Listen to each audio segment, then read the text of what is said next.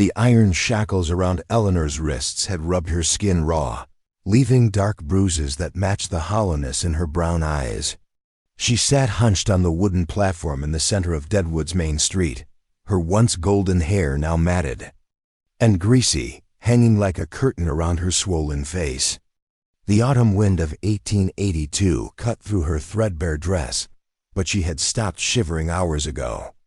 Her body had given up trying to stay warm. Before we jump back in, tell us where you're tuning in from, and if this story touches you, make sure you're subscribed, because tomorrow I've saved something extra special for you.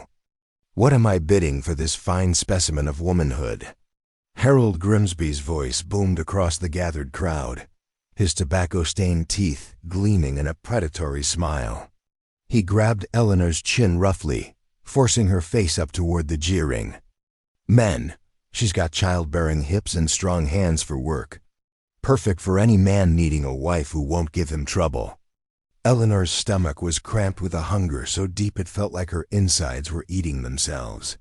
She couldn't remember the last time she'd had a full meal. Maybe it was 3 days ago, or was it 4?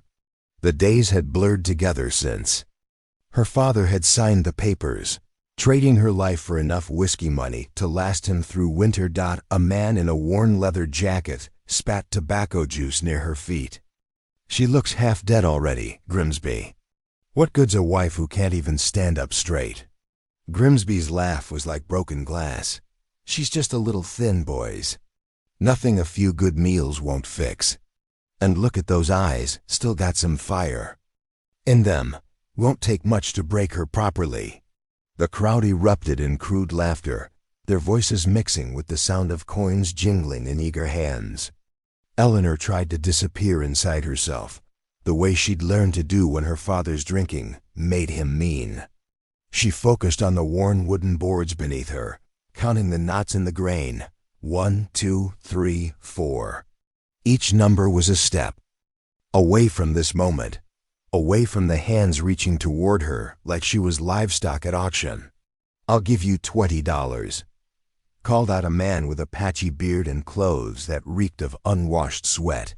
"She do cooking and other wifely duties." "25, countered another voice. "And I'll throw in a bottle of rye whiskey." Eleanor's father, Silas Morton, stood at the edge of the crowd, his bloodshot eyes fixed on the money-changing hands rather than his daughter's face.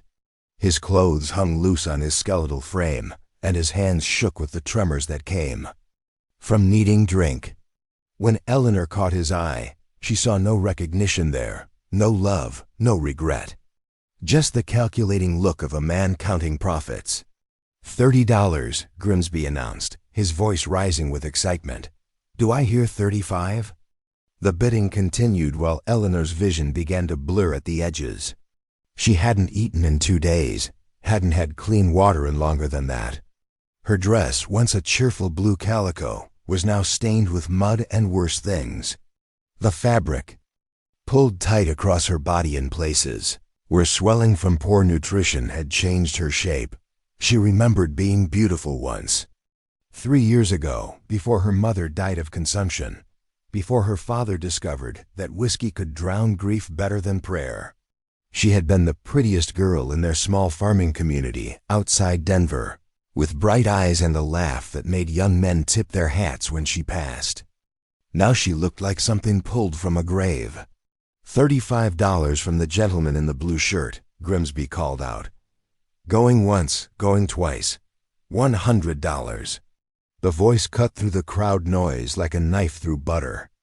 Every head turned toward the source, and Eleanor found herself looking at a man unlike any of the others gathered around the platform. He stood apart from the crowd, tall and lean, with dark hair and eyes the color of storm clouds. His clothes were clean but well worn, speaking of hard work rather than poverty. Most striking was his complete stillness while the other men jostled and laughed and called out crude comments. He stood like a statue, his gaze fixed directly on Eleanor's face. The crowd fell silent. $100 was more money than most of these men saw in a year. "Did you say $100, stranger?" Grimsby's voice had lost some of its confidence.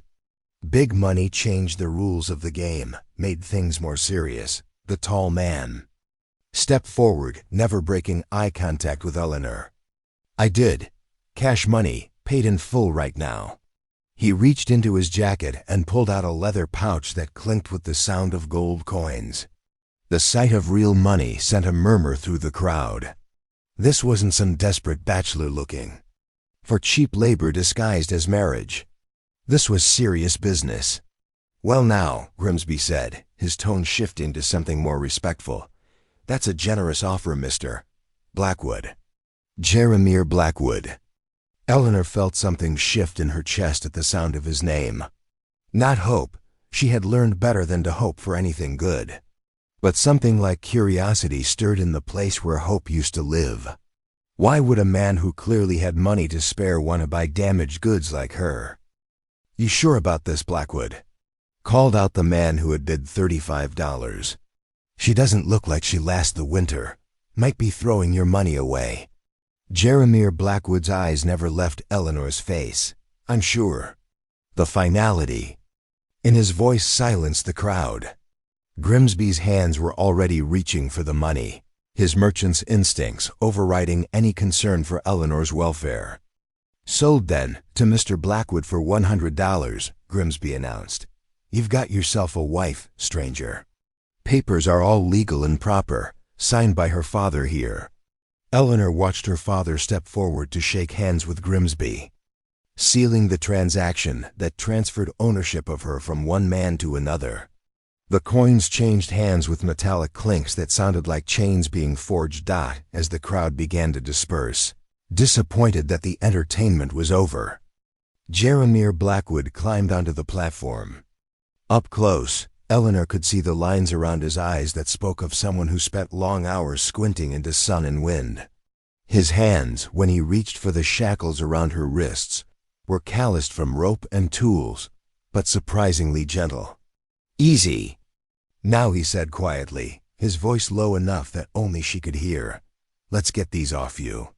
The shackles fell away with a clatter, leaving red welts on her wrists. Eleanor tried to stand, but her legs buckled, weak from hunger and days of sitting in the same position. Without hesitation, Jeremiah caught her before she could fall, his strong arms supporting her weight as if she weighed nothing at all. When's the last time you ate? He asked, and there was something in his tone that Eleanor couldn't identify. Not pity, exactly, but something warmer. I don't remember, she whispered, her voice hoarse from disuse. He nodded once, as if this was what he had expected to hear. My wagon's across the street. Can you walk that far? Eleanor tested her weight on her legs. They shook like newborn calves, but they held. I think so. They made their way slowly across the rutted dirt street, Eleanor leaning heavily on Jeremiah's arm.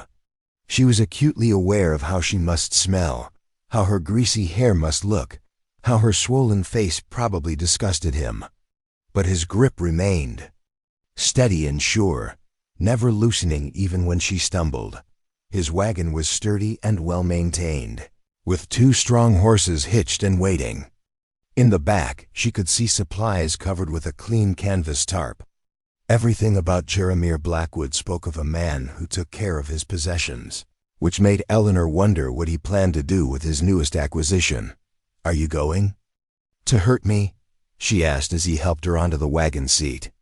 The question came out before she could stop it, born from 3 years of learning that men who seemed kind often had the cruelest intentions. Jeremiah paused in the act of untying the horse's reins. He turned to look at her directly, and Eleanor saw something in his gray eyes that she hadn't seen in a man's face for a very long time. Respect. No, he said simply. I'm not going to hurt you. Something in the way he said it made Eleanor believe him, though she couldn't say why. Maybe it was the steadiness of his voice, or the way he had looked at her face instead of her body during the auction. Or maybe it was just that she was too tired and hungry to care about the difference between truth and lies anymore. As they pulled away from Deadwood's main street, Eleanor caught one last glimpse of her father. He was already pushing through. The doors of the nearest saloon, Grimsby's money burning a hole in his pocket. He didn't look back. The wagon wheels creaked over the uneven ground as they left the town behind, heading into country that Eleanor had never seen before. Rolling hills stretched out on both sides of the dirt road, covered in golden grass that swayed in the afternoon breeze. In the distance, she could see the purple shadows of mountains rising against the horizon. "Where are we going?" she asked. "Home," Jeremiah said. "My ranch is about 2 hours from here." Eleanor had never been on a ranch before. She had grown up on a small farm where they raised just enough to get by, and after her mother died, even that had fallen apart as her father chose. Whiskey over work. She wondered what Jeremiah's ranch would be like, what he would expect from her, how long it would take before he grew tired of his $100 purchase. The sun was starting to sink toward the western mountains when Jeremiah reached into a basket behind the wagon seat and pulled out something wrapped in clean cloth. He handed it to Eleanor without a word. Inside the cloth was a thick slice of bread, a piece of cheese, and some dried meat. Eleanor's stomach clenched at the sight of food, and she had to force herself not to grab for it like a starving animal. Preparing and narrating this story took us a lot of time, so if you are enjoying it, subscribe to our channel. It means a lot to us. Now back to the story. "Go ahead," Jeremiah said, seeing her hesitation. "You need to eat." Eleanor took a small bite of the bread, chewing slowly to make it last. The taste exploded across her tongue. Real wheat bread, not the moldy scraps she had been surviving on. She closed her eyes and let herself savor the feeling of having food in her mouth again. "Thank you," she whispered. Jeremiah nodded but didn't say anything more. They rode in comfortable silence as Eleanor slowly ate her first real meal in days. With food in her stomach, some of the fog in her mind began to clear, and she found herself studying the man who had bought her. He was older than her, maybe 30 to her 22 years, with the kind of weathered handsomeness that came from outdoor work. His clothes were practical rather than fancy, but they were clean and well-mended. Everything about him suggested a man who took care of what was his. The thought made Eleanor's stomach clench with something other than hunger. She was his now, legally and completely. He had paid good money for her, and men who paid good money expected to get their value back in work and other services. She had heard enough crude talk to know what those other services entailed. But as the wagon rolled through the peaceful countryside, with Jeremiah's steady presence beside her and food warming her empty stomach, Eleanor felt something she hadn't experienced in years. For the first time since her mother's death, she wasn't afraid of what the next hour might bring, that it wouldn't last. Nothing good ever did in her experience. But for this moment, sitting on a wagon seat with the autumn sun on her face and the taste of real bread in her mouth, Eleanor Morton allowed herself to feel almost human again. The road ahead disappeared into the gathering dusk, leading toward a future that was completely unknown. Behind them, the lights of Deadwood faded until they were just a yellow glow on the horizon. Eleanor was leaving everything she had ever known, going with a stranger who owned her as surely as he owned his horses and wagon. But as the stars began to appear in the darkening sky, she realized that everything she was leaving behind had been nothing but pain and hunger and fear. Whatever lay ahead couldn't possibly be worse, could it? The memory came to Eleanor as sharp as winter wind cutting through cotton, the day everything changed forever. She had been 19 then, standing in their tiny farmhouse kitchen with flour dusting her apron, kneading dough for the evening bread. Her mother, Catherine Morton, sat by the window mending one of her father's torn shirts, her needle moving in steady, practiced strokes despite the terrible cough that had been getting worse for months. "Eleanor, honey," her mother had said between fits of coughing, "come sit with me a spell. I want to tell you something important." Even now, 3 years later, bouncing along in Jeremiah Blackwood's wagon, Eleanor could smell the yeast and wood smoke of that kitchen, could see the way afternoon light had caught the silver threads in her mother's brown hair. She had been beautiful once, Catherine Morton, before the hard life of farming and repeated. Losses had worn her down to skin and bones. "What is it, Mama?" Eleanor had asked, wiping her hands clean before settling on the wooden stool beside her mother's rocking chair. Catherine's hands had stilled on the mending, and she'd looked out the window at the fields where Silas Morton worked, bent over his plow like a man carrying the weight of the world. "Your papa wasn't always like this," she'd said quietly. "When I married him, he was the kindest man in the 3 counties. Used to bring me wildflowers every Sunday after church, just to see me smile." Eleanor had heard fragments of this story before, but never the whole truth. Her earliest memories were of her father coming home at night smelling of whiskey, of angry voices carrying through thin walls, of her mother's quiet tears when she thought no one was watching. What happened to him? Eleanor had asked, though. Part of her wasn't sure she wanted to know. Catherine's cough had started again. Worse this time, bringing up spots of blood that she quickly wiped away with her handkerchief. When the spell passed, her voice was weaker, more fragile. "We lost 4 babies before you came along. 4 little souls that never drew breath outside my womb. Each time, your father blamed himself, said it was punishment for his sins. The last, little James. Your papa held him for 3 hours before we had to let go." The needle had fallen from Catherine's trembling fingers. "That's when the drinking started. Said it was the only way to stop hearing that baby cry in his dreams. I thought when you came along healthy and strong, it would cure him. For a while. It did. You were his sunshine, Eleanor, the light of his life." Eleanor remembered those early years differently than her mother described them.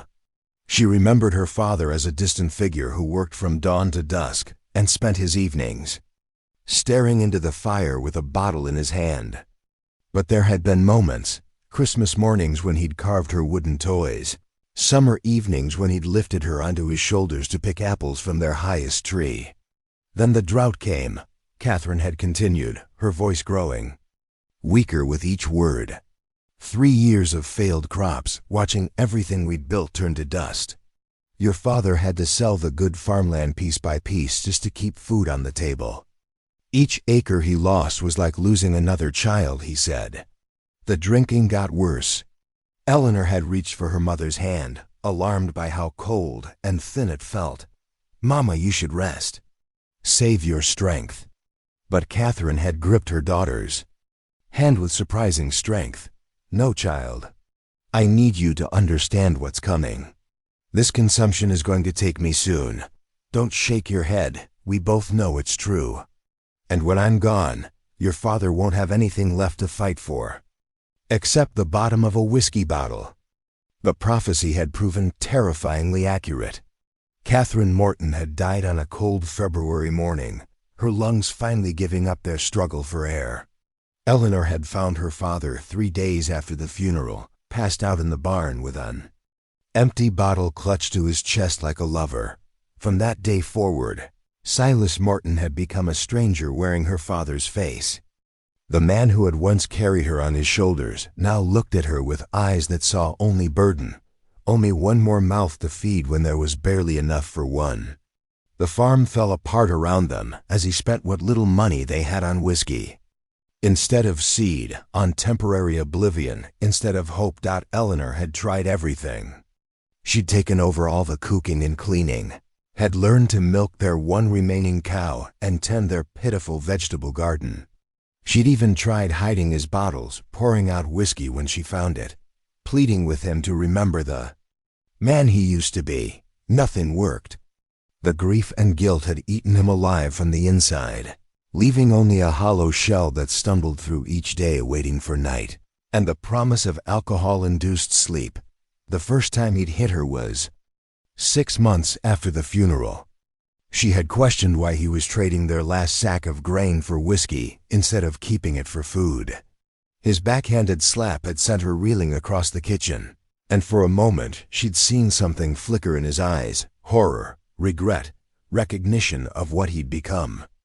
But the moment passed, and he'd reached for the bottle like a drowning man reaches for driftwood. After that, the violence became as regular as sunrise. Not daily, but often enough that Eleanor learned to read the signs, the particular way. His hands shook when he needed to drink, the wild look in his eyes when the memories became too much to bear. She became an expert at making herself invisible, at anticipating his moods, at surviving in a house that had once been filled with. Her mother's laughter, the second winter after Catherine's death, had been the worst. They had no money for firewood, no food beyond what Eleanor could forage or trap. She'd watched her father waste away to skin and bones, his body consuming itself as he chose whiskey over meals. Some mornings she'd wake up expecting to find him dead, and she wasn't sure if that feeling in her chest was dread or hope. Spring had brought Harold Grimsby to their door. Eleanor remembered him perfectly. A small, weasel-faced man with calculating eyes and clothes that were too fine for honest work. He'd sat at their scarred wooden table, spreading papers between the empty plates, speaking in a voice smooth as oil about opportunities and solutions. "It's a simple arrangement, Mr. Morton," Grimsby had said, his pen scratching across the documents. "Your daughter is of marriageable age, and there are plenty of men out west looking for wives. Good, hard-working men who need partners to help them build something lasting." Eleanor had stood in the kitchen doorway, listening to them discuss her future like she was a piece of livestock. Her father's hands had shaken as he tried to focus on the papers, whiskey making the words blur together. "How much?" Silas had asked, and those two words had cut through Eleanor's heart like a blade. "Depends on the buyer," Grimsby had replied. A young woman like Eleanor, with all her assets, could bring anywhere from $50 to $200. Maybe more if we find the right customer. Eleanor had felt sick listening to them reduce her to market value, calculating her worth in dollars and cents. But what choice did they have? The farm was gone, sold piece by piece to pay debts. They had no relatives willing to take them in, no prospects beyond starvation or charity. "She's a good girl," her father had said, and for a moment his voice had held an echo of the man he used to be. "Smart, hardworking. Knows how to cook and clean and manage a household." "Of course," Grimsby had agreed. "Those are exactly the qualities men are looking for. She makes someone a fine wife, bring him good value for his investment." Investment. Eleanor had pressed her hand against the doorframe to steady herself. That's all she was now, an investment to be bought and sold like cattle at market. The papers had been signed that very afternoon. Silas Morton's shaking signature transferring legal guardianship of his daughter to Harold Grimsby, who would act as her agent in finding a suitable husband. Eleanor had watched her father take the advance. Money, $30 in silver coins that clinked like bells tolling for the dead. "When?" she had asked after Grimsby left, though she already knew the answer would change nothing. "Tomorrow," her father had said without meeting her eyes. "Grimsby's got a buyer lined up in Deadwood. Says there's a cattle drive coming through, lots of men with money looking for wives." That last night in the farmhouse where she'd been born had been the longest of Eleanor's life. She'd packed her few belongings in her mother's old carpet bag. 2 dresses, some undergarments, her mother's Bible, and a small painted portrait of her parents on their wedding day. In the portrait, they looked young and hopeful, her father's arm around her mother's waist, both of them smiling at a future they thought would be filled with children and prosperity and love. Eleanor had sat by her mother's grave until dawn, telling the weathered wooden cross about her fears, her anger, her desperate hope that somehow things would work out better than they seemed. The morning wind had whispered through the long grass, carrying the scent of wildflowers her mother had loved.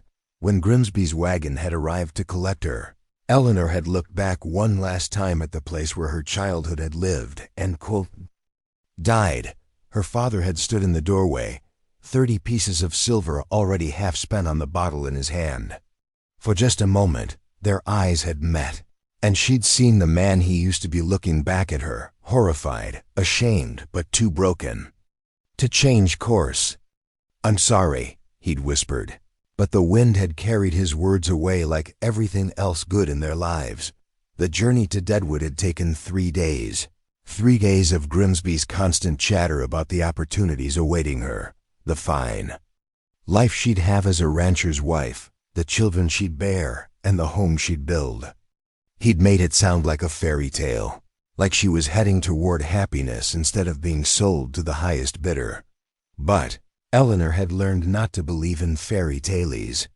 She'd learned that good men like her father could become monsters, that love could turn to resentment, that promises were just words that meant nothing when tested by real hardship.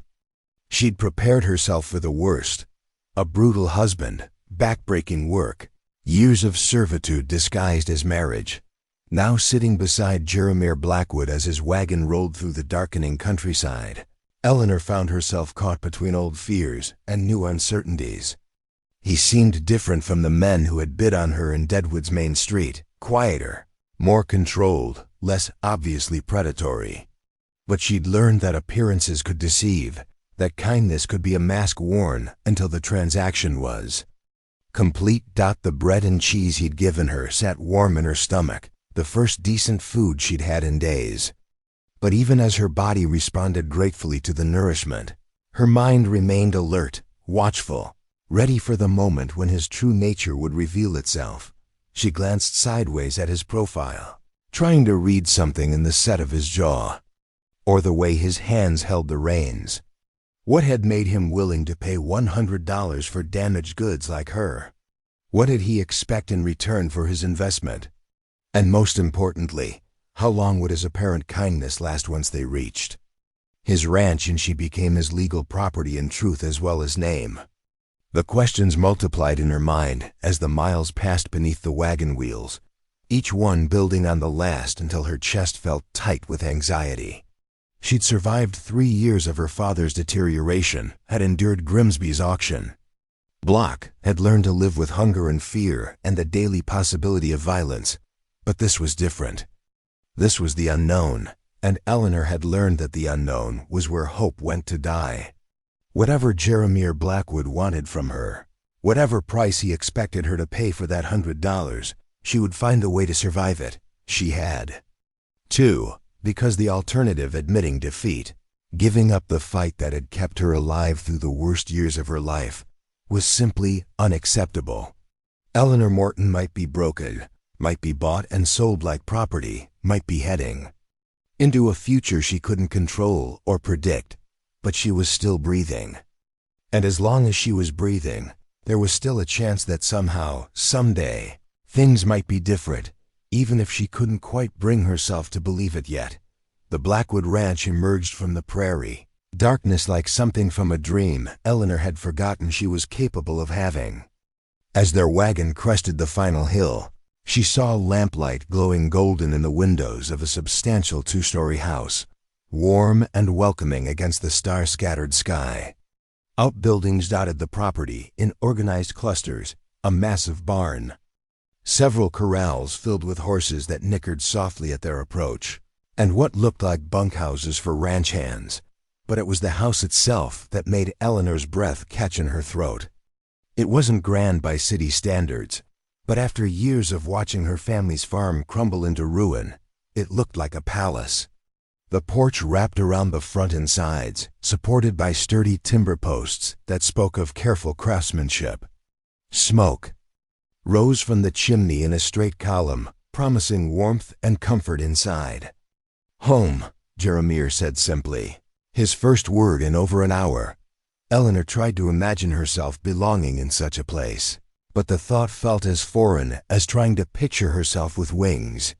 This was the home of a successful man, a man who owned land and cattle and the respect of his community.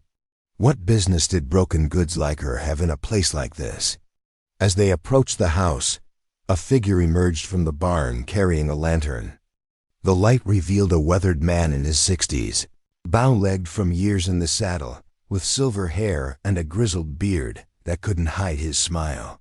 "Jeremiah," he called out, raising the lantern higher. "Was wondering when you'd get back.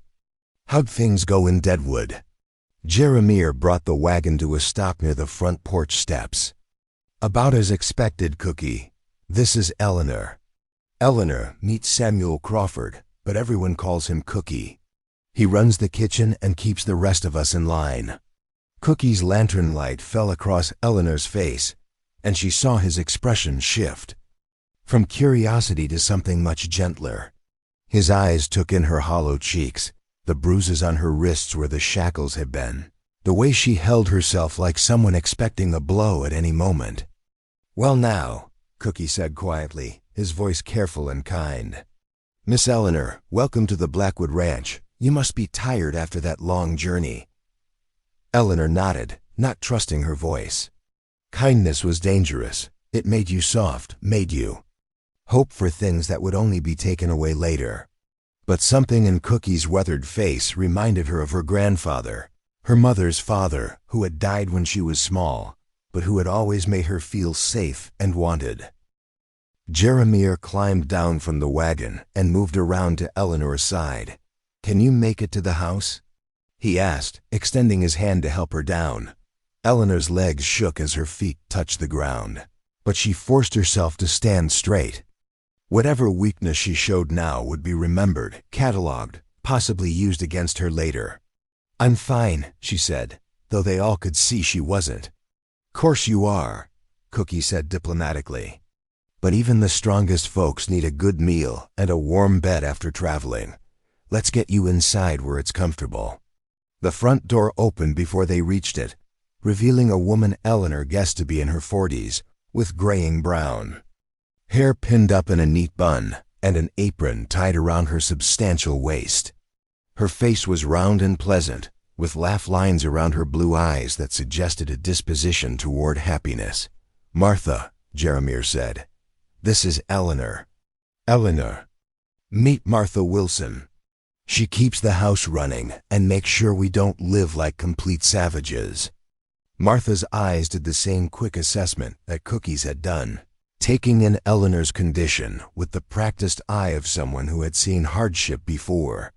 But instead of pity, Eleanor saw something that looked like determination cross the older woman's features. "Land sakes, child," Martha said, bustling forward. "You look like you haven't had a proper meal in weeks. Come on, let's get you fed and settled. The bath water's already heating. I put it on when I saw you coming up the road." "A bath?" Eleanor repeated, the words feeling strange in her mouth. She couldn't remember the last time she'd had a real bath with hot water and soap. For months, she'd made do with cold creek water and whatever scraps of soap she could find. "A proper hot bath," Martha confirmed, "with lavender soap and clean towels and all the time you need to soak. But first, let's get some food in you. You're nothing but skin and bones." Eleanor followed Martha into the house, her eyes wide with disbelief. The front room was larger than her family's entire farmhouse had been, with comfortable furniture arranged around a stone fireplace where logs crackled cheerfully. Thick rugs covered polished wooden floors, and oil paintings of landscapes hung on walls painted a warm cream color. Everything was clean and well maintained, speaking of pride in ownership and attention to detail. But what struck Eleanor most was the sense of life in the house. Books lay open on side tables, as if someone had been reading and would return shortly. A basket of mending sat beside one of the chairs, and wildflowers from the prairie filled a vase on the mantelpiece. This wasn't a house that was merely maintained. It was a home where people actually lived and found comfort. "Sit here by the fire," Martha instructed, guiding Eleanor to a chair close to the hearth. "I'll bring you something to eat while the bath finishes heating." Eleanor sank into the chair and immediately understood why it was dangerous to let herself relax. The cushions were soft, the fire was warm, and for the first time in months she felt almost safe. It would be so easy to let her guard down, to start believing that this kindness was real and permanent. But she'd learned better than that. Good things in her life had a way of disappearing without warning, Jeremiah settled into the chair across from her, stretching his long legs toward the fire. In the lamplight, Eleanor could see him more clearly than she had in the wagon. He was handsome in a quiet, understated way, with strong features and those unusual gray eyes that seemed to see more than they revealed. There was something about his stillness that suggested depths beneath the surface, secrets he kept locked away from casual observation. "You don't have to be afraid," he said quietly, as if reading her thoughts. Eleanor met his gaze directly. "Everyone says that, right before they give you something to be afraid of." Something flickered across Jeremiah's face, surprise, perhaps, or approval. "Fair point. I suppose you've learned not to trust easy promises." "I've learned not to trust anything that sounds too good to be true," Eleanor replied. "And this?" She gestured around the comfortable room. "This sounds too good to be true." Before Jeremiah could respond, Martha returned carrying a tray laden with food. Eleanor's stomach clenched at the sight and smell.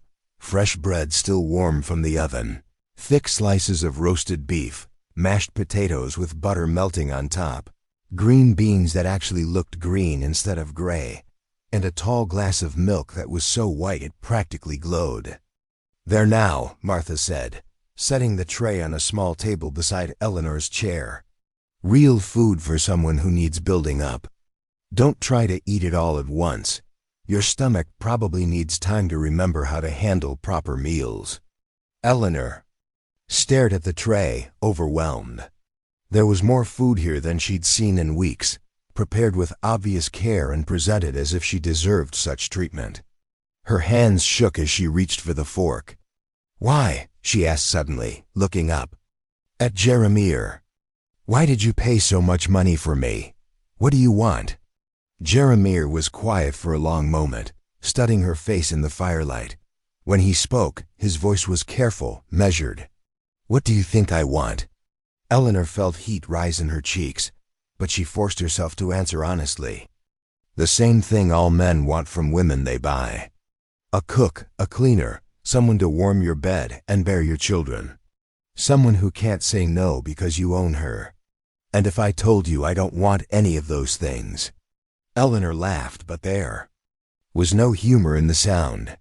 "Then I'd say you're lying, because men don't spend $100 on charity cases." Jeremiah leaned forward in his chair, his expression serious. "What if I told you my wife died 2 years ago, and this house has been empty of life ever since? What if I said I saw something in your eyes today that reminded me what it felt like when this place was a home instead of just a house?" Eleanor felt something twist in her chest, but she pushed the feeling away. "I'd say that's a beautiful story, but stories don't change the facts. You bought me, Mr. Blackwood.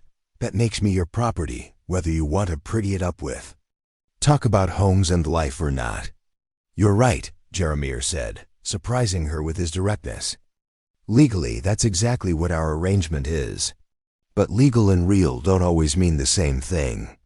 Martha, who had been listening from the doorway, stepped forward.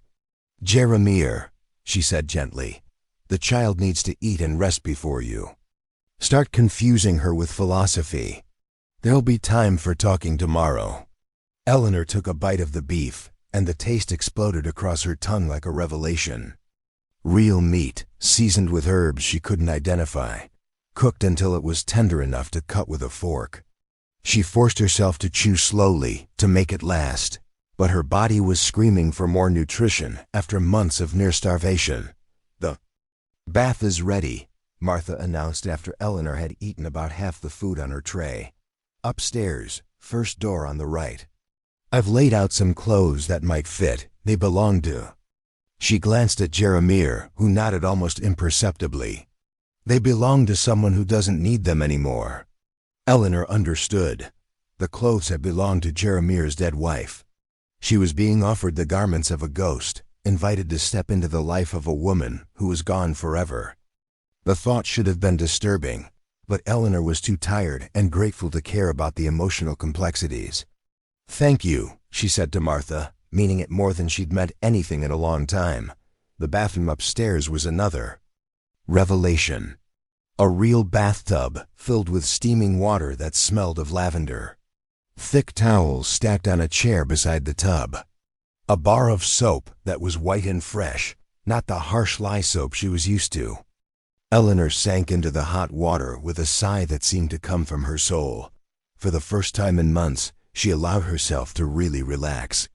The hot water eased aches she'd forgotten she had, washing away layers of dirt and fear and the smell of desperation that had clung to her for so long. She soaked until the water began to cool, then reluctantly climbed out and dried herself with towels softer than anything she'd ever touched. The clothes Martha had left were simple but well-made. A blue cotton dress that fit reasonably well, clean undergarments, and a warm wool shawl. Looking at herself in the mirror above the washstand, Eleanor barely recognized the woman staring back. Clean hair, clean skin, clothes that weren't torn or stained. She looked almost respectable again. When she came back downstairs, she found Jeremiah still sitting by the fire, but now he had a book open on his lap. He looked up as she entered, and something in his expression made her stomach flutter. "Better?" he asked. "Much," Eleanor admitted. "Thank you. For the bath, the food, the clothes. I know it's all part of whatever arrangement we have, but thank you anyway." Jeremiah closed his book and set it aside. "Eleanor, I want to tell you something, and I need you to listen carefully." Eleanor tensed, preparing herself for the conditions, the expectations, the list of duties that would define her new life. "Tomorrow morning," Jeremiah continued, "I'm going to ride into town and speak with Judge Harrison. I'm going to ask him to draw up papers that will give you legal independence, not as my wife, not as my property, but as a free woman who can make her own choices." Eleanor stared at him. "What? You'll have a place here as long as you want it. Martha and Cookie can teach you anything you need to know about running a ranch household. You'll have your own room, your own space, your own decisions to make. And if you decide you want to leave, if you want to go somewhere else or build a different life, you'll be free to do that too." Eleanor's legs gave out, and she sank into the nearest chair. "I don't understand. Why would you do that? You spent $100. I spent $100 to save a life," Jeremiah said. "Simply, what happens after that is up to you." Eleanor felt tears burning behind her eyes, but she blinked them back. This had to be some kind of trick, some elaborate game she didn't understand yet. Men didn't spend that kind of money for altruistic reasons. There had to be a catch, a hidden cost, a moment when the real price would be revealed. "What do you want in return?" she asked. Jeremiah smiled, and for the first time since she'd met him, the expression reached his eyes. "I want you to remember what it feels like to make choices because you want to, not because you have to. I want you to find out who Eleanor is when she's not just trying to survive." Eleanor stared at him, speechless. In all her imagining of what this night might bring, she had never considered this possibility. Freedom, choice, the chance to discover who she might be if she wasn't afraid all the time. It was terrifying. It was impossible. It was everything. She had stopped daring to dream about that, and for the first time in 3 years, Eleanor Morton began to wonder if maybe, just maybe, there might be something in this world worth hoping for after all. Eleanor woke to sunlight streaming through clean windows and the sound of birds singing outside. Real birds, not the carrion crows that had circled their dying farm. For a moment, she lay perfectly still, afraid that moving would shatter the dream and send her tumbling back into the nightmare her life had become. But the soft mattress beneath her remained solid. The warm quilt stayed tucked around her shoulders, and the scent of bacon drifting up from downstairs confirmed that this impossible kindness was real. She dressed quickly in the blue cotton dress Martha had given her, her fingers clumsy with the unfamiliar luxury of clean clothes that fit properly. Through her bedroom window, she could see the ranch spreading out in the morning light, cattle dotting the distant pastures, horses moving like liquid shadows across the golden grass, and men already at work despite the early hour. Downstairs, she found Martha humming over the stove, her movements efficient and cheerful, as she prepared breakfast for what Eleanor realized must be a small army. The kitchen was larger than most people's entire homes, with a massive cast-iron stove, shelves lined with preserves and dry goods, and a table that could seat a dozen people comfortably. "Good morning, dear," Martha said without turning around. "Sleep well." "Better than I have in years," Eleanor admitted, then immediately wondered if she'd revealed too much weakness. Martha turned with a smile that crinkled the corners of her eyes. "Nothing weak about enjoying a good night's sleep in a safe place. Lord knows you've earned it. Now sit yourself down and let me get some proper breakfast in you." Eleanor perched on the edge of a chair, watching Martha work with practiced ease. "How many people live here?" "Changes with the seasons," Martha replied, cracking eggs into a large skillet. "Right now we've got Jeremiah, Cookie, 4 regular ranch hands, and me. During cattle drives or roundup, we might have twice that many. Everyone's got to eat, and eat well if they're going to do a hard day's work." The numbers made Eleanor's head spin. Martha was cooking for 8 or more people every single day, managing supplies and meals and cleanup for a household that dwarfed anything Eleanor had ever imagined. "How do you manage it all?" "Practice," Martha said with a laugh. "And help, when I can get it. Been doing this for 15 years now, ever since my husband died and Jeremiah's father took me in. You learn to be efficient or you go crazy." Eleanor watched Martha's hands as she flipped eggs and turned bacon with the confidence of long experience. "Could you teach me?" Martha paused, spatula halfway to a plate. "Teach you what, honey? How to cook like this. How to manage a kitchen. This size, how to ... double quotes, Eleanor struggled for the words. How to be useful." Something shifted in Martha's expression, and she set down her cooking utensils to face Eleanor fully. "Child, you don't have to earn your place here by being useful. Jeremiah made that clear last night." "I know what he said," Eleanor replied, her voice carefully controlled. "But people change their minds, especially when they realize how much trouble something is going to be. I need to know how to take care of myself." Martha studied her for a long moment, and Eleanor saw understanding dawn in the older woman's eyes. "You think this is all going to disappear, don't you? You think if you're not perfect, if you're not worth more than you cost, someone's going to decide you're not worth keeping." Eleanor's throat tightened, but she nodded. "It's happened before." "Well," Martha said briskly, turning back to her cooking, "I suppose learning to cook never hurt anyone. And truth is, I could use another pair of hands around here. But you're learning because you want to, not because you have to. There's a difference."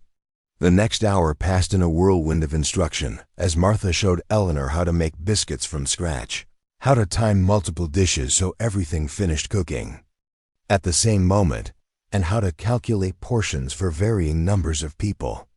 Eleanor's hands remembered some of the motions from helping her mother years ago, but Martha's techniques were more advanced, more efficient. "The secret to good biscuits," Martha explained as Eleanor watched her cut butter into flour, "is keeping everything cold and not overworking the dough. Light touch, quick movements, and trust that it'll work out." Eleanor tried to copy Martha's movements, but her first attempt resulted in tough, heavy biscuits that could have been used as weapons. Instead of criticism, Martha just smiled and handed her more flour. "Try again." Cooking's not about being perfect the first time. It's about learning from what went wrong and doing better next time. By the time the ranch hands came in for breakfast, Eleanor had produced a batch of biscuits that were merely mediocre instead of inedible. She stood back as the men filed into the kitchen, unsure of her place in this morning routine. The ranch hands were a varied group, young men barely out of boyhood working alongside weathered veterans who'd spent decades in the saddle. They nodded politely to Eleanor, but didn't stare or make crude comments the way the men at Grimsby's auction had done. Cookie introduced her simply as Miss Eleanor, who's staying at the house. And that seemed to be enough explanation. Jeremiah was the last to enter, his dark hair still damp from washing at the pump outside. He'd changed from his town clothes into work gear, leather chaps, a worn cotton shirt, and boots that showed the scuffs of daily use. In this setting, surrounded by his men and his work, he looked completely in his element. "Morning, Eleanor," he said, settling into the chair at the head of the table. "How are you feeling?" "Better," she replied honestly. "Martha's been teaching me to cook." Something that might have been approval flickered across Jeremiah's face. "Martha's the best teacher you could ask for. Her biscuits are famous in 3 counties." The conversation flowed around Eleanor as the men discussed the day's work: cattle to be moved, fences to be repaired, horses to be broken. She listened carefully, trying to understand the rhythms of ranch life, the seasonal demands that shaped everything from meal planning to work schedules. After breakfast, as the men headed out to their various tasks, Martha began the massive job of cleaning up. Eleanor jumped in without being asked, clearing plates and scraping scraps for the pigs. The work felt familiar and comforting, purposeful in a way she hadn't experienced since her mother's death. "You don't have to do this," Martha reminded her as they worked side by side at the wash basin. "I want to," Eleanor said, and realized she meant it. For the first time in years, she was choosing to work instead of being forced to. The difference was smaller than she'd expected, but more profound than she could have imagined. The morning flew by as Martha continued Eleanor's education. They planned the noon meal, taking into account the physical demands of ranch work and the hearty appetites of men who'd been working since before dawn. Eleanor learned to calculate quantities, to think ahead to supper while cooking dinner, to manage multiple tasks simultaneously without losing track of timing. "The trick," Martha explained as they prepared roast beef for the midday meal, "is thinking of the kitchen like a dance. Everything has its place and its time, and once you learn the steps, it all flows together." Eleanor found herself thinking about that metaphor as she watched Martha work. There was indeed something dance-like about the older woman's movements, the way she could stir a pot with one hand while seasoning something else with the other, how she seemed to know instinctively when bread was ready to come out of the oven or when vegetables had cooked to the perfect tenderness. "How long did it take you to learn all this?" Eleanor asked as she attempted to duplicate Martha's technique for browning meat. "Years," Martha said honestly, "and I'm still learning new things. Cooking's like anything else. The more you do it, the better you get. But also the more you realize how much you still don't know." Eleanor found that strangely comforting. The idea that expertise was a journey rather than a destination made her feel less overwhelmed by everything she didn't know yet. In the afternoon, Martha took Eleanor outside to show her the ranch's food production systems. They visited the chicken coop, where dozens of hens pecked and clucked in organized chaos, providing fresh eggs daily. The vegetable garden was more extensive than Eleanor had imagined: neat rows of potatoes, carrots, onions, and other staples that would help feed the ranch through winter. "Jeremiah's father started most of this," Martha explained as they gathered eggs. "He believed in being self-sufficient as much as possible. Said it was foolish to buy what you could grow yourself." Eleanor held the basket of warm eggs carefully, marveling at their perfect oval shapes and the way they seemed to glow in the afternoon light. What was he like? Jeremiah's father? Martha's expression grew fond with memory. "William Blackwood was one of the finest men I ever knew. Hard worker, fair dealer, never asked anyone to do something he wouldn't do himself. Jeremiah's cut from the same cloth." "What happened to him?" "Heart gave out 3 years ago, right in the middle of spring roundup. One minute he was sitting on his horse giving orders, the next minute he was on the ground. Doctor said he probably never felt any pain, just went to sleep and didn't wake up." Eleanor tried to imagine losing a father who was actually worth mourning, a father whose death would leave a hole in your life instead of a sense of guilty relief. That must have been hard on Jeremiah. Nearly broke him, Martha said quietly. William was his hero, his best friend, his partner in building this place. And then Sarah died just a year later. And for a while there, I thought we might lose Jeremiah too. Sarah, Eleanor had wondered about Jeremiah's wife, but hadn't dared ask directly. What was she like? Martha was quiet for a moment, gathering her thoughts. Sarah was special. Beautiful, yes, but more than that. She had this way of making everyone around her feel important, feel valued. Could light up a room just by walking into it. Eleanor felt a familiar twist of inadequacy in her chest. How could she possibly fill the space left by someone who sounded perfect? Don't do that, Martha said sharply, as if reading her thoughts. Do what? Compare yourself to her. Sarah was Sarah, and you're you. They're not the same thing, and they don't have to be. Eleanor wanted to argue, to point out that she was wearing Sarah's clothes, sleeping in what had probably been Sarah's house, eating at Sarah's table. How could she not compare herself to the woman whose life she was somehow stepping into? But before she could voice these thoughts, the sound of approaching horses drew their attention. A group of riders was coming up the main road to the ranch, moving fast enough to raise dust, but not so fast as to suggest an emergency. That's Judge Harrison, Martha said, shading her eyes to get a better look. And it looks like he's got the sheriff with him. Eleanor's blood turned to ice water. Official visitors meant trouble, meant questions, meant the possibility that her brief taste of safety was about to be snatched away. Should I hide? Hide? Martha looked at her with surprise. Child, why would you need to hide? Because legally I'm... Eleanor struggled to explain the complex web of ownership and obligation that defined her status. Because you think you're still property instead of a person, Martha finished gently. Honey, that's exactly why they're here. Jeremiah rode into town this morning to start the legal process of changing your status. Judge Harrison's probably here to finalize the paperwork. Eleanor stared at the approaching riders, hardly daring to believe that freedom could arrive on horseback with official papers and legal seals. After years of having no control over her own fate, the idea that she might actually have choices seemed too good to be true. But as she watched Jeremiah ride out to meet the judge and sheriff, saw the respectful way they greeted him and the serious expressions on all their faces, Eleanor began to understand that this wasn't some elaborate deception. This was really happening. For the first time since her mother's death, someone was fighting for her instead of against her. Someone believed she was worth saving, worth protecting, worth treating as a human being instead of property. The realization hit her like a physical blow, bringing tears she'd been holding back for months. Martha's arm came around her shoulders, offering comfort without judgment or questions. It's a lot to take in, Martha said quietly. Being free after you've been trapped for so long. But you'll learn how to handle it.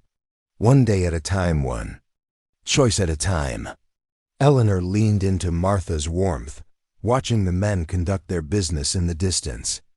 She was about to become legally free, but she was also about to face the terrifying responsibility of deciding what to do with that freedom. For someone who had spent years simply trying to survive each day, the prospect of actually living was both thrilling and overwhelming. But as she stood there in the afternoon sunshine, surrounded by the productive bustle of a working ranch, with Martha's steady presence beside her and the promise of legal independence approaching on horseback, Eleanor felt something she hadn't experienced in so long. She'd almost forgotten what it felt like. Hope that the trouble arrived on a Tuesday morning in the form of 3 men on horseback, their faces hard as winter stone and their intentions written. In the dust, they kicked up racing toward the ranch house. Eleanor was hanging laundry on the line behind the kitchen when she spotted them, and something cold grabbed her stomach with familiar claws of dread. She'd been at the Blackwood Ranch for 6 weeks now, 6 weeks of slowly learning to breathe, without expecting each breath to be her last. 6 weeks of Judge Harrison's legal papers declaring her a free woman tucked safely in the wooden box beside her bed.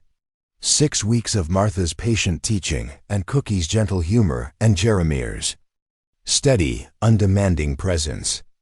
6 weeks of almost believing that good things might actually last. But Eleanor had learned long ago that happiness was fragile as spun glass, and now she could see it shattering in the dust kicked up by hard-riding strangers. "Martha!" she called, abandoning the wet sheets and running toward the house. "Martha, Ryder's coming fast." Martha emerged from the kitchen, flour dusting her apron, her experienced eyes immediately assessing the threat level of the approaching men. "Get Jeremy," she said quietly. "He's in the north pasture checking fence lines. Take Phoenix. She's the fastest horse we've got." Eleanor's hands shook as she saddled the sleek bay mare Jeremy had been teaching her to ride. In 6 weeks, she'd progressed from barely able to stay mounted to actually enjoying the freedom of moving across the prairie on horseback. But now she rode like her life depended on speed, because some deep instinct told her it probably did. She found Jeremy exactly where Martha said he'd be, working alongside 2 of his men to repair storm damage to the fence. When he saw her approach at a dead gallop, his posture immediately shifted from relaxed concentration to alert watchfulness. "What's wrong?" he asked before she'd even brought Phoenix to a complete stop. "3 men," Eleanor gasped, her chest heaving from the hard ride. "Coming fast to the house. Martha said to get you." Jeremy was already moving, swinging up onto his black stallion with the fluid motion of a man born to the saddle. "Jake, Tom," he called to his workers, "finish up here and head back to the house. Stay alert." They rode back in tense silence, Eleanor pushing Phoenix to keep up with Jeremy's longer-legged mount. As they crested the hill overlooking the ranch buildings, she could see the 3 strangers had dismounted and were standing near the front porch, their horses still steaming from hard travel. One man stood slightly apart from the others, and even at this distance, Eleanor could see the star pinned to his vest. A sheriff or marshal, which meant official business. The other 2 were harder to identify, but something about their stance suggested violence held barely in check. "Stay behind me," Jeremy said quietly as they approached the house. "Whatever happens, don't get between me and them." Martha stood on the front porch, her arms crossed and her expression carefully neutral. Cookie flanked her on one side, and Eleanor noticed he'd positioned himself within easy reach of the shotgun that always leaned against the porch rail. The ranch hands had materialized from their various tasks and now stood in strategic positions around the yard, their apparent casualness fooling no one. The man with the star stepped forward as Jeremy and Eleanor dismounted. He was older than Eleanor had initially thought, maybe 50. With gray threading through his brown hair and the kind of weathered face that came from decades of outdoor work. But it was his eyes that made Eleanor's blood run cold, pale blue and absolutely merciless. "Jeremy Blackwood?" the man asked, though his tone suggested he already knew the answer. "I am," Jeremy replied, his voice carefully controlled. "And you are?" "Sheriff Marcus Wade from Deadwood. This is Deputy Collins and Mr. Harold Grimsby." The sheriff gestured to his companions. "We're here on official business regarding a runaway." Eleanor's knees nearly buckled as she recognized Grimsby's weasel face twisted into an expression of righteous satisfaction. The slave trader who had orchestrated her sale looked older somehow, more desperate, with clothes that suggested his. Business had taken a downturn since she'd last seen him. "What runaway would that be?" Jeremy asked, stepping slightly to shield Eleanor from direct view. Sheriff Wade pulled a folded paper from his vest pocket. "Eleanor Morton, age 22. Brown hair, brown eyes. Legally purchased by one Thomas Brennan and subsequently reported as stolen property when she failed to arrive at his homestead." Eleanor felt the blood drain from her face. Thomas Brennan, the man who had abandoned her to die by that creek, had somehow convinced the law that she'd been stolen rather than abandoned.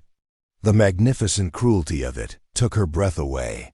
"I'm afraid there's been some misunderstanding," Jeremiah said calmly. Eleanor came here of her own free will, and Judge Harrison has already processed the paperwork, establishing her legal independence. Grimsby stepped forward, his voice oily with false concern. Now see here, Mr. Blackwood, I appreciate you trying to help the girl, but the law is the law. Thomas Brennan paid good money for a wife, and when she never showed up, he naturally assumed she'd been taken by force. We've been tracking her for weeks. Tracking me. Eleanor found her voice despite the terror clawing at her throat. Thomas Brennan left me to die by Cottonwood Creek. He abandoned me with 3 pieces of hardtack and told me to find my own way to some family that probably never existed. Sheriff Wade's expression didn't change. That's a serious accusation, miss. Do you have any proof of these claims? Eleanor opened her mouth to answer, then closed it again. What proof could she offer? Her word against a white man's, her survival story against his version of events. In the eyes of the law, she was still property that had failed to arrive at its intended destination. The proof, Jeremiah said quietly, is that she was found dying of fever and starvation in the wilderness, not living comfortably as a runaway would be. Could have been play acting. Deputy Collins spoke for the first time, his voice carrying the casual cruelty of a man who enjoyed causing pain. These women get crafty when they don't want to go where they're supposed to go. Eleanor felt something break open inside her chest, not fear this time, but anger. Pure, clean anger at the injustice of being called a liar by men who hadn't lived her nightmare, hadn't watched their families crumble, hadn't been sold like cattle at market. Play acting? She said, her voice rising despite Jeremiah's warning. Hand on her arm. You think I chose to nearly die in the wilderness? You think I wanted to be so sick and hungry that I couldn't stand up? I think, Sheriff Wade said with cold finality, that you're legally the property of Thomas Brennan, and he wants you back. Your personal feelings about the arrangement don't factor into the law. Show them the papers, Martha called from the porch. Show them Judge Harrison's documents. Jeremiah reached into his jacket and pulled out the carefully folded legal papers that had declared Eleanor a free woman. Sheriff Wade barely glanced at them before handing them back. Local judge doesn't have authority to override a territorial purchase agreement, he said dismissively. These papers aren't worth the ink they're printed with. Eleanor felt the world tilting around her, the solid ground of her new life crumbling like sand. 6 weeks of safety, 6 weeks of learning to hope, 6 weeks of believing she might actually be worth something. All of it disappearing because some corrupt sheriff decided local law didn't matter. There's another way to look at this, Grimsby sighed, his voice taking on the wheeling tone Eleanor remembered from their first meeting. Mr. Blackwood, you seem like a reasonable man, a businessman. How about we work out some kind of arrangement? You pay Thomas Brennan's purchase price plus a reasonable finder's fee, and we'll call this whole thing settled. How much? Jeremiah asked, and Eleanor's heart sank. Of course he would try to buy his way out of the situation. It was the practical solution, the one that avoided violence and legal complications. Well, Grimsby said, his eyes lighting up with greed, Thomas paid $50 originally, but there's been considerable expense tracking her down, lost wages, emotional distress. I'd say $300 would cover everything. Eleanor heard Martha's sharp intake of breath. $300 was a fortune, more money than most people saw in years. No matter how kind Jeremiah had been, no matter what his papers said about her freedom, he wasn't going to pay that much for damaged goods like her. That's quite a sum, Jeremiah said quietly. Well worth it for a healthy young woman in her prime. Grimsby replied, She's proven she's a survivor. Tough enough to handle frontier life. That's valuable in a wife. Eleanor closed her eyes, preparing herself for the inevitable. Jeremiah would negotiate the price down as much as possible, but eventually he'd hand her over rather than bankrupt himself for a stranger's freedom. It was the rational choice, the one any sensible man would make. You're right, Jeremiah said. And Eleanor's heart finished breaking. She is valuable. More valuable than you could possibly understand. He paused, and when he spoke again, his voice carried a note of steel that made even Sheriff Wade straighten slightly. Which is why I'm not paying you 1 cent. The silence that followed was so complete, Eleanor could hear her own heartbeat thundering in her ears. Grimsby's face went through several colors before settling on an ugly red. Now see here, he began. No, Jeremiah cut him off.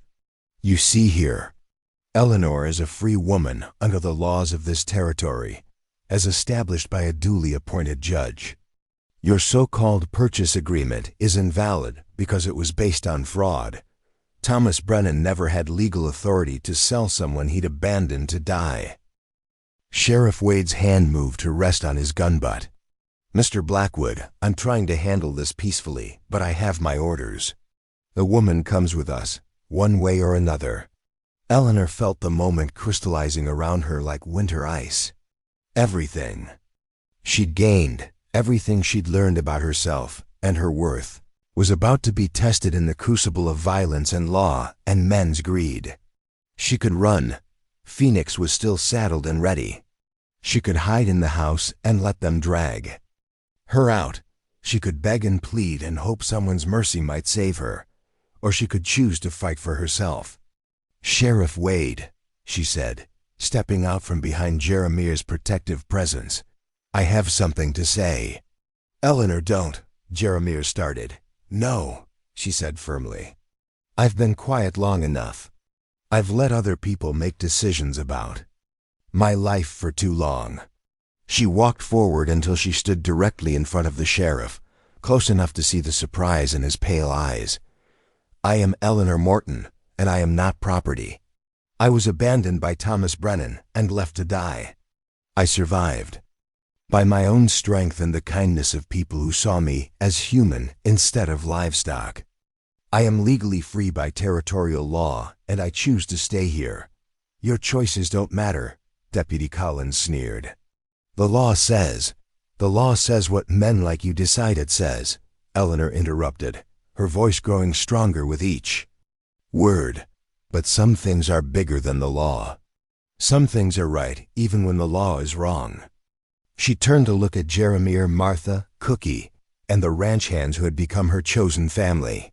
These people saved my life. They gave me back my humanity when others tried to take it away. I won't dishonor that gift by going quietly. Sheriff. Wade's expression grew dangerous. Miss, you're making this harder than it needs to be. Good, Eleanor said with fierce satisfaction. It should be hard. Taking someone's freedom should never be easy. The sheriff's hand tightened on his gun, and Eleanor saw the moment when words would give way to violence. But she also saw something else. Jeremiah stepping up beside her, Martha moving to her other side, Cookie's weathered hands steady on his shotgun, and the ranch hands forming a protective circle around them all. For the first time in her life, Eleanor wasn't facing her demons alone. The confrontation hung balanced on a knife's edge, ready to tip toward tragedy or triumph with the next word spoken. But Eleanor had finally found her voice, had finally claimed her worth, and she would not be silenced again. Whatever came next, she would face it as a free woman who had chosen to fight for herself and the people who loved her. The outcome was uncertain, but Eleanor's transformation was complete. She was no longer the broken girl sold for whiskey money. She was a woman who knew her own value, and she would not be bought or sold ever again. The sound of approaching hoofbeats broke the deadly tension, like thunder shattering a summer storm. Everyone turned toward the dust cloud rising from the main road, where a group of riders approached at a measured pace that spoke of authority rather than urgency. Eleanor's heart hammered against her ribs as she counted at least 8 men, but something about their formation seemed different from the threatening posture of Wade's group. Leading the riders was a man Eleanor recognized from his visits to the ranch, Judge Harrison, his black coat and formal bearing unmistakable even at a distance. Beside him rode a figure that made Sheriff Wade's face go pale beneath his weathered tan, a tall man in a blue uniform with brass buttons that caught the morning sunlight. Federal Marshal, Cookie muttered under his breath, his weathered hands relaxing slightly on his shotgun. That's Marshal Thompson from the territorial capital. Eleanor watched Sheriff Wade's confident posture crumble as the federal contingent drew closer. His hand moved away from his gun, and she saw him exchange a quick, worried glance with Deputy Collins. Even Grimsby seemed to shrink into himself, his earlier bravado evaporating like morning mist. Judge Harrison dismounted with the careful dignity of a man in his 60s, his sharp eyes taking in the scene with obvious displeasure. Marshal Thompson was younger, maybe 40, with the kind of steady presence that came from years of dealing with frontier justice and corrupt local officials.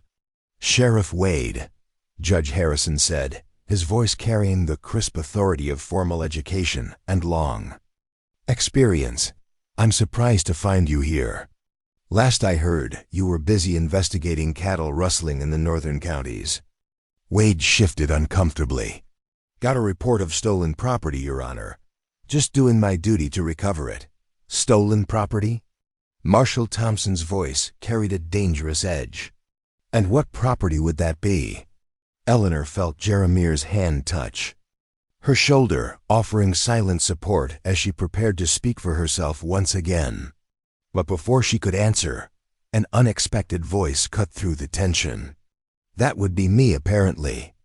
Everyone turned as a new rider approached from the direction of town, a man Eleanor recognized with a shock of mixed emotions. Thomas Brennan looked even worse than he had the day he'd abandoned her, his clothes hanging on his skeletal frame like fabric draped over a scarecrow. His face was gaunt with the ravages of alcohol, and his hands shook so badly he could barely control his horse. Thomas, Grimsby hissed, clearly unhappy with this unplanned appearance. What are you doing here? Couldn't sleep, Thomas said. His voice slurred with drink even at this early hour. Kept hearing her voice, kept seeing her face. Had to come see what all the fuss was about. Eleanor stared at the man who had destroyed her life, feeling an unexpected pang of pity mixed with her anger. This wasn't the stepfather who had terrorized her childhood. This was a broken shell of a man, eaten alive by guilt and whiskey. Mr. Brennan, Marshal Thompson said formally, I understand you filed a complaint about stolen property. Thomas laughed, but there was no humor in the sound, only the bitter edge of a man who had lost everything, including his own self-respect. Stolen property, that's what Grimsby told me to call her. Said it would get the law involved, get her back so I could prove I wasn't the monster everyone said I was. Thomas, shut up, Grimsby warned, but the broken man was past caring about consequences. But I am a monster, Thomas continued, his bloodshot eyes finding Eleanor across the tense crowd. I sold my own stepdaughter for whiskey money. Left a sick child to die in the wilderness because I couldn't stand the sight of her anymore. She reminded me too much of her mother, too much of everything good I'd destroyed. Eleanor felt tears stinging her eyes, but not for herself, for the man Thomas had been before grief and guilt had consumed him. She remembered fragments of kindness from her early childhood, moments when he'd almost been a real father to her. Mr. Brennan, Judge Harrison said gently, are you saying you abandoned Eleanor rather than selling her in good faith? Abandoned her? Thomas laughed again, the sound more like a sob. I threw her away like garbage. Told myself it was for the best, that she'd be better off with the Henderson family, but I knew they probably didn't exist. I just needed her gone, so I could drink myself to death in peace. Sheriff Wade stepped forward desperately. The man's obviously drunk, not responsible for what he's saying. I'm drunk, Thomas agreed, but I'm not lying. Haven't been sober enough to lie properly in 2 years. He looked directly at Eleanor, and she saw genuine remorse in his watery eyes. I'm sorry, girl. I'm so goddamn sorry for what I did to you. Your mama would have killed me herself if she'd known. Marshal Thompson turned his attention to Sheriff Wade, his expression cold as winter stone. "Sheriff, it seems your stolen property complaint is based on fraudulent information. Mr. Brennan has just admitted to abandoning the woman rather than selling her legally." "Now wait just a minute," Wade began. "No, you wait," the marshal cut him off. "I've been investigating reports of corruption in your jurisdiction for months. Missing persons who turn up sold at auction, property disputes that get resolved in favor of whoever pays the biggest bribes, legal documents that mysteriously disappear when they're inconvenient for certain parties." Eleanor watched Sheriff Wade's face cycle through expressions of denial, anger, and growing fear as the marshal continued his verbal assault.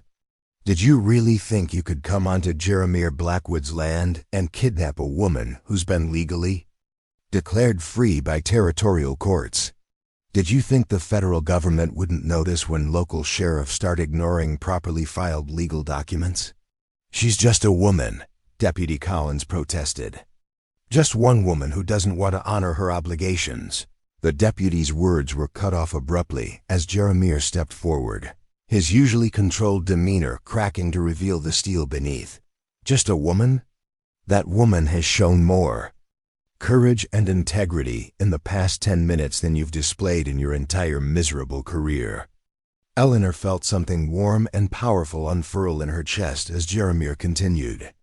"She survived abandonment that would have killed a lesser person. She rebuilt herself from nothing through sheer force of will. She learned to hope again after hope had been beaten out of her. And now she's standing here demanding the respect she's always deserved but never received."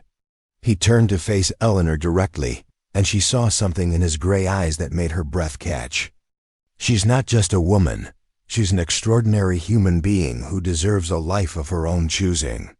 Marshal Thompson nodded approvingly. "Which brings us to the matter at hand. Miss Morton, you've heard the testimony. Mr. Brennan has admitted to abandoning you fraudulently. Sheriff Wade has no legal standing to remove you from this property. Judge Harrison's documents declaring your freedom are valid and binding." Eleanor felt the moment crystallizing around her like water becoming ice, solid, unbreakable, permanent. For the first time in her adult life, she truly had choices. Real choices with real consequences that she would bear freely. "The question," the marshal continued, "is what do you want to do now?" Eleanor looked around at the faces surrounding her. Thomas, broken and pathetic but finally honest about his failures. Grimsby, seeing his illegal scheme crumble before his eyes. Sheriff Wade and Deputy Collins, their corruption exposed in the bright light of federal scrutiny. Judge Harrison and Marshal Thompson, representatives of justice finally working as it should. And then there were her people, Martha with tears in her eyes, Cookie standing proud as if Eleanor were his own daughter, the ranch hands who had accepted her as family, and Jeremiah watching her with an expression that made her heart race with possibilities she'd never dared imagine. "I want," Eleanor said slowly, savoring the weight of those words, "to stay here. This is my home now. These are my people. I choose to build a life with them." She paused, then looked directly at Thomas. "But I also choose to forgive the man who wronged me, because holding on to anger would poison the new life I'm trying to build." Thomas broke down completely at her words, sliding from his saddle to kneel in the dirt, sobbing with the grief he'd been drowning in whiskey for 3 years. Eleanor walked over to him, this broken man who had shaped so much of her pain, and gently placed her hand on his shoulder. "Mama loved you once," she said quietly. "Maybe someday you can remember how to love yourself again." Marshal Thompson was already moving to arrest Sheriff Wade and Deputy Collins, their protests falling on deaf ears as federal authorities superseded local corruption. Grimsby tried to slip away in the confusion, but 2 of the marshal's men had anticipated his escape attempt. As the criminals were led away, and Thomas was helped onto his horse to be escorted to a place where he could dry out properly, Judge Harrison approached Eleanor with obvious pride in his weathered features. "Young lady," he said formally, "I've seen a lot of legal proceedings in my 40 years on the bench, but I've never seen anyone defend their own freedom with more dignity and courage. You honor the law by insisting it protect the innocent." Eleanor felt overwhelmed by the enormity of what had just happened. 6 months ago, she'd been property to be bought and sold. Now she was a free woman whose choices had been validated by federal law, whose courage had exposed corruption, whose forgiveness had perhaps saved a broken man's soul. But as the official visitors began to depart and the ranch settled back into its normal rhythms, Eleanor found herself facing a different kind of choice, one that had nothing to do with law or survival, and everything to do with the human heart. Jeremiah approached her as the dust settled from the departing horses, his expression uncertain in a way she'd never seen before. "Eleanor," he said quietly, "there's something I need to tell you." She waited, her newly free heart hammering against her ribs. "When I bought you from Grimsby that day, it wasn't entirely altruistic. I told myself it was about saving a life, about doing the right thing, and that was part of it. But the truth is—" He paused, struggling with words that seemed to stick in his throat. "The truth is, I saw something in your eyes that reminded me I was still alive, still capable of feeling something other than grief and regret." Eleanor felt the world shifting around her again, but this time toward hope instead of away from it. "Sarah was the love of my youth," Jeremiah continued. "But you've become the hope of my future. I don't want you to stay here because you have nowhere else to go.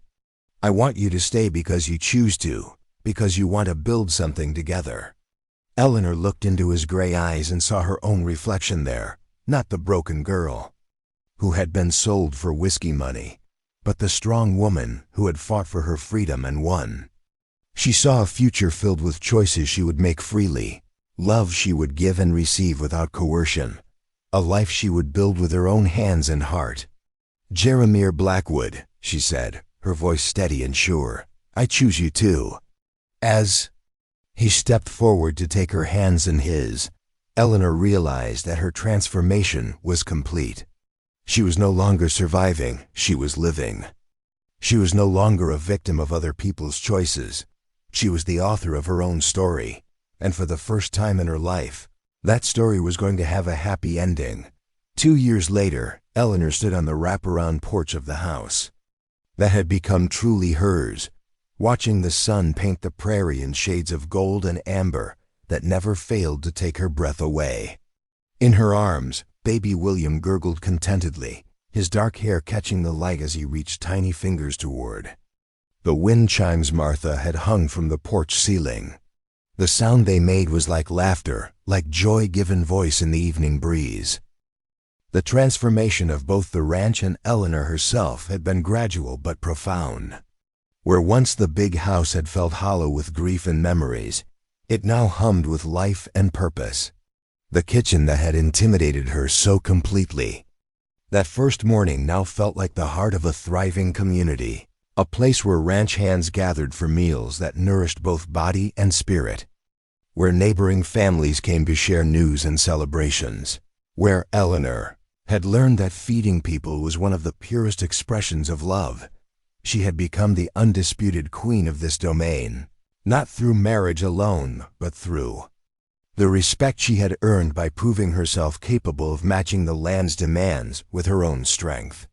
The scared, broken girl who had been sold for whiskey money no longer existed except in memory.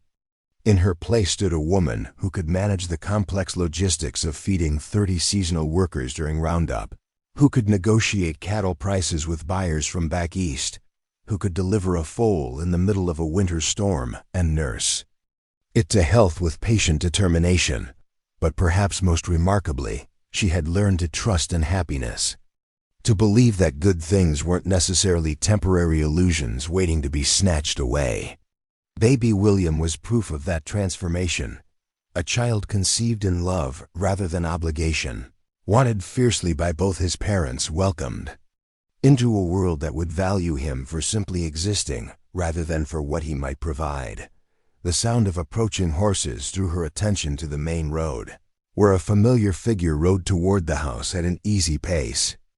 Thomas Brennan had been coming to visit once a month for the past year, ever since he'd completed his stay at the Territorial Hospital, where doctors had helped him win his battle against alcohol. The man who dismounted near the front porch bore little resemblance to the broken drunk, who had nearly destroyed both their lives. Sobriety had restored some of Thomas's lost weight and all of his lost dignity. His clothes were clean and well-mended, his movements steady and purposeful. Most importantly, his eyes were clear, no longer clouded with guilt and self-hatred, but not yet free of the sadness that would probably always be part of him. "Eleanor," he said, removing his hat as he approached the porch steps. "Jeremiah around?" "In the barn with Cookie, checking on that mare who's due to foal any day now," Eleanor replied, automatically adjusting baby William's blanket against the evening. "Cool. You're welcome to join us for supper. Martha's making her famous beef stew." Thomas smiled, and Eleanor marveled again at how different he looked when his face wasn't twisted with pain. "I'd like that, if it's not too much trouble." "Then riding since dawn to get here." "No trouble at all," Eleanor said, meaning it completely. The ability to offer hospitality freely, from a place of abundance rather than desperate politeness, still felt miraculous to her. "There's always room at our table for family." The word family had taken on new meaning in this place. Blood relation was less important than chosen affection, shared labor, mutual respect. Martha and Cookie had become her surrogate parents, the ranch hands her protective brothers. Even some of the neighboring ranchers' wives had become genuine friends, rather than mere social obligations. And Thomas, complicated, damaged Thomas, had somehow become the uncle she'd never expected to have. Not the stepfather who had hurt her, but a man working to atone for his failures by becoming someone worthy of forgiveness. Their relationship would never be simple or entirely comfortable, but it was real in a way that surface pleasantries could never be. Baby William chose that moment to voice his opinion about something, probably hunger, given the timing. And Eleanor automatically began the gentle swaying motion that usually soothed him. Watching her, Thomas's expression grew soft with something that might have been wonder. "He looks like Catherine," Thomas said quietly. "Around the eyes especially. She had that same way of looking at the world, like she was trying to memorize every beautiful thing." Eleanor felt the familiar bittersweet pang that always came when her mother was mentioned, but now it was tempered with gratitude rather than sharp with loss. "I tell him stories about her, about how she used to sing while she worked, how she could make wildflower bouquets that looked like something from a fancy catalog. She would have loved this," Thomas said, gesturing toward the thriving ranch spread out before them. "Seeing you happy, settled, surrounded by people who appreciate what they've got in you." Before Eleanor could respond, the sound of masculine laughter drifted from the direction of the barn. Jeremiah appeared first, his shirt sleeves rolled up and his dark hair slightly mussed from whatever work he'd been doing. Behind him came Cookie, wiping his hands on a cloth and shaking his head with amusement. "That mare's got more attitude than any 5 horses, Cookie was saying. "Acts like she invented the whole notion of having babies, like no other creature ever thought of it before." Jeremiah's face lit up when he spotted Eleanor and the baby on the porch, the way it always did when he came home to them. Even after 2 years of marriage, that expression of pure joy at simply seeing her still had the power to make Eleanor's heart skip beats. "Thomas," Jeremiah said, extending his hand in greeting. "Good to see you. How are things going with the new job?" Thomas had found work as a foreman on a smaller ranch about 50 miles north, a position that utilized his farming knowledge while keeping him away from the temptations of town life. It was honest work that paid enough for him to live simply, but with dignity. "Good," Thomas replied, shaking Jeremiah's hand firmly. "Owner's talking about giving me a partnership stake if the next few seasons go well. Funny how much easier it is to work hard when you remember why you're doing it." Eleanor understood what he meant. Work had been pure survival for so long that she'd forgotten it could be something else, an expression of pride, a way of building rather than just maintaining, a contribution to something larger than individual existence. As they settled into the comfortable evening routine of a working ranch, baby William fed and contentedly playing on a blanket while the adults shared news over Martha's excellent stew, Eleanor found herself marveling at the ordinary miracle of it all.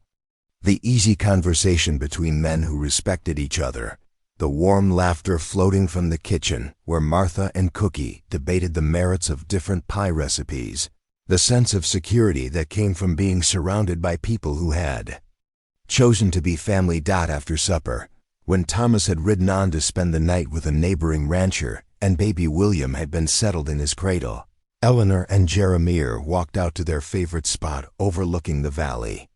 The evening air was soft with the promise of spring, and somewhere in the distance they could hear the distinctive call of a meadowlark. "Penny for your thoughts," Jeremiah said, settling beside her on the wooden bench he'd built into the hillside, specifically for these quiet moments together. Eleanor leaned against his shoulder, breathing in the familiar scent of soap and leather and the indefinable something that was purely him. "I was thinking about how different everything is from what I expected my life would be." "Different how?" Eleanor considered the question seriously. "When I was young, before everything fell apart, I thought happiness was something that either happened to you or didn't. Like good weather or bad luck, completely outside your control. Then when things got hard, I thought happiness was just a story people told themselves to make suffering bearable." She paused, watching a hawk circle lazily overhead in the deepening twilight. "But I was wrong about both those things. Happiness isn't something that just happens to you, and it's not a lie people tell themselves. It's something you choose every day, even when choosing it is hard."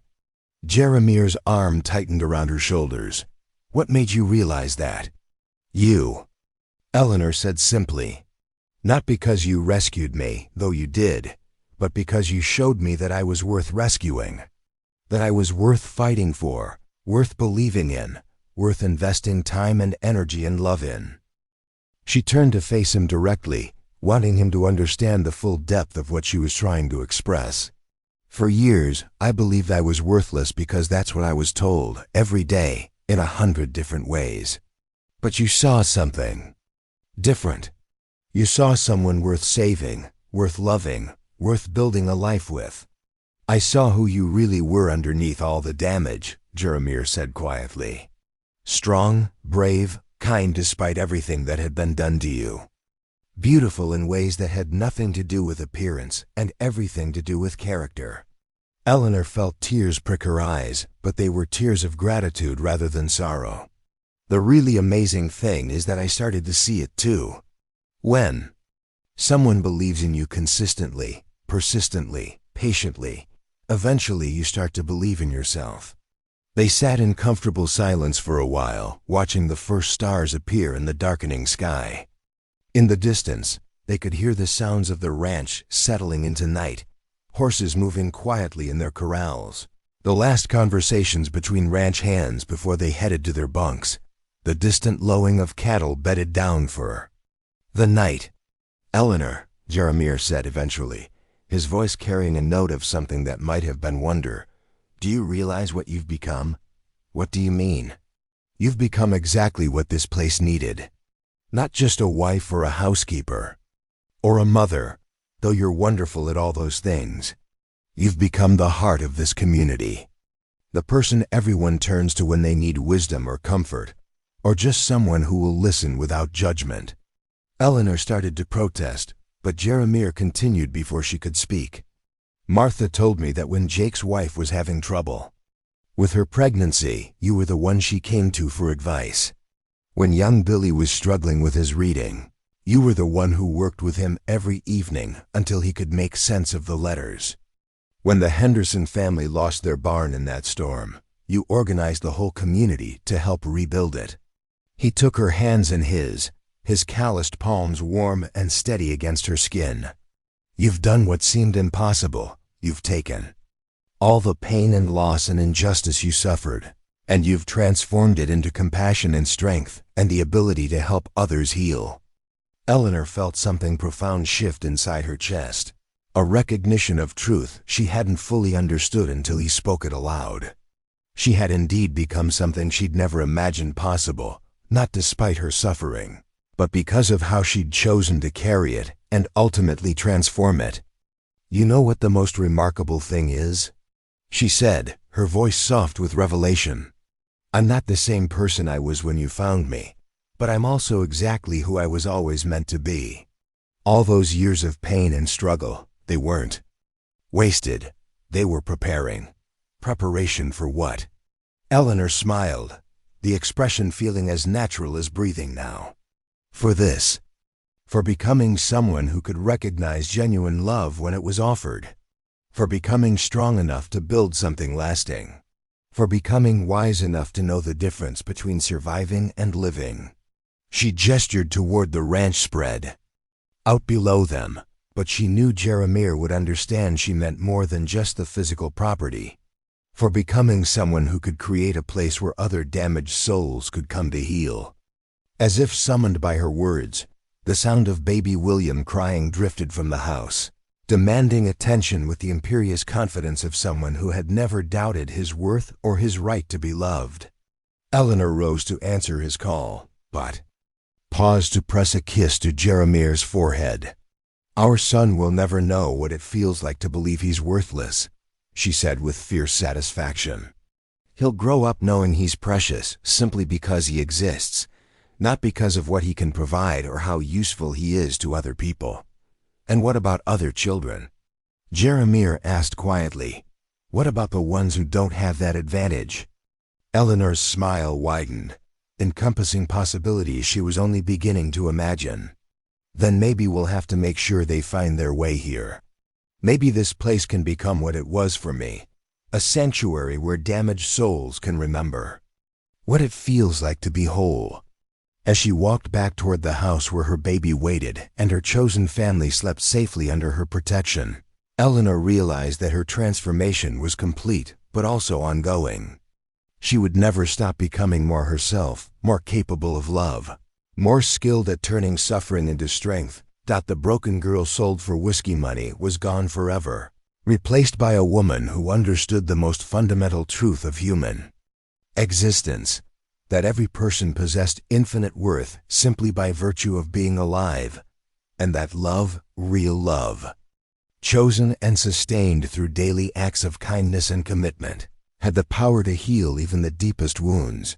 She had learned that happiness wasn't a destination you arrived at, but a choice you made every morning when you opened your eyes and decided to build something beautiful with whatever materials life had given you.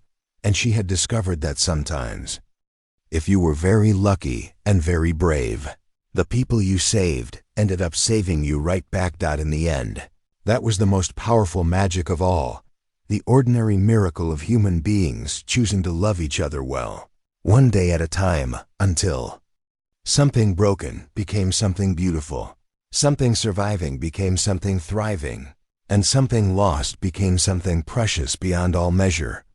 Eleanor Blackwood had found her worth, claimed her freedom, and built a life of her own choosing, and she was just getting started. 5 years had passed since Eleanor's transformation from broken goods to ranch queen, and the Blackwood Ranch had become something unprecedented in the frontier territories, a beacon of hope that drew wounded souls from hundreds of miles away. What had begun as one woman's journey to reclaim her worth had evolved into something far greater, a sanctuary where society's discarded found not just shelter, but the chance to discover their own infinite value. Eleanor stood in the doorway of the ranch's newest building, watching morning sunlight stream through windows that had been carefully positioned to catch the dawn light. The schoolhouse she'd insisted on building had become the heart of an expanding mission that went far beyond education. Inside, 12 children of various ages bent over their slates, their faces bright with concentration as Martha led them through their arithmetic lessons, But these weren't ordinary ranch children. There was Lucy, age 7, who had arrived 3 months ago with cigarette burns on her arms and the hollow stare of someone who had learned too young that adults couldn't be trusted. Beside her sat Miguel, 10 years old, who had been working in the silver mine since he was 6 until a cave-in killed his father and left him with nowhere to go. In the back row, 15-year-old James practiced his letters with the fierce determination of someone who understood that literacy was the key to a different kind of life. Each child had come to them broken in different ways, carrying wounds that went deeper than physical scars. But under Eleanor's patient guidance and the collective care of the ranch community, they were learning the same lessons she had discovered, that worth came from within, not from what others decided you were. Good for Mrs. Blackwood? A soft voice drew Eleanor's attention to the young woman standing beside her.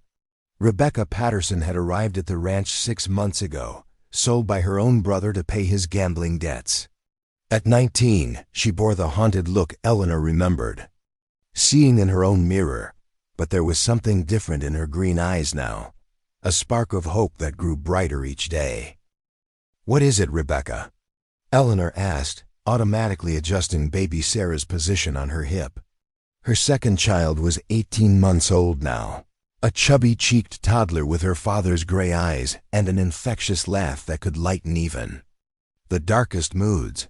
"I was wondering, would it be possible for me to help with the teaching? I had some schooling before my parents died, and I think I could be useful with the younger children." Eleanor smiled, recognizing the careful way Rebecca framed her request. Even after months of safety, the girl still struggled to believe she had the right to want things for herself, to imagine a future beyond mere survival. "Rebecca, you don't need to be useful to earn your place here," Eleanor said gently. "But if teaching is something you'd enjoy, something that would make you happy, then yes, I think you'd be wonderful at it." The distinction was important, and Eleanor never missed an opportunity to reinforce it. Worth wasn't earned through service. It existed as a birthright. But choosing to contribute from a place of joy rather than obligation could become one of life's greatest satisfactions. Rebecca's face lit up with the kind of pure happiness that still surprised Eleanor with its power. "Really? You think I could be good at it?" "I think you could be anything you chose to be," Eleanor replied firmly. "The question isn't whether you're capable, it's what would make you feel most alive." As Rebecca hurried toward the schoolhouse with renewed purpose, Eleanor continued her morning rounds of the expanding ranch complex.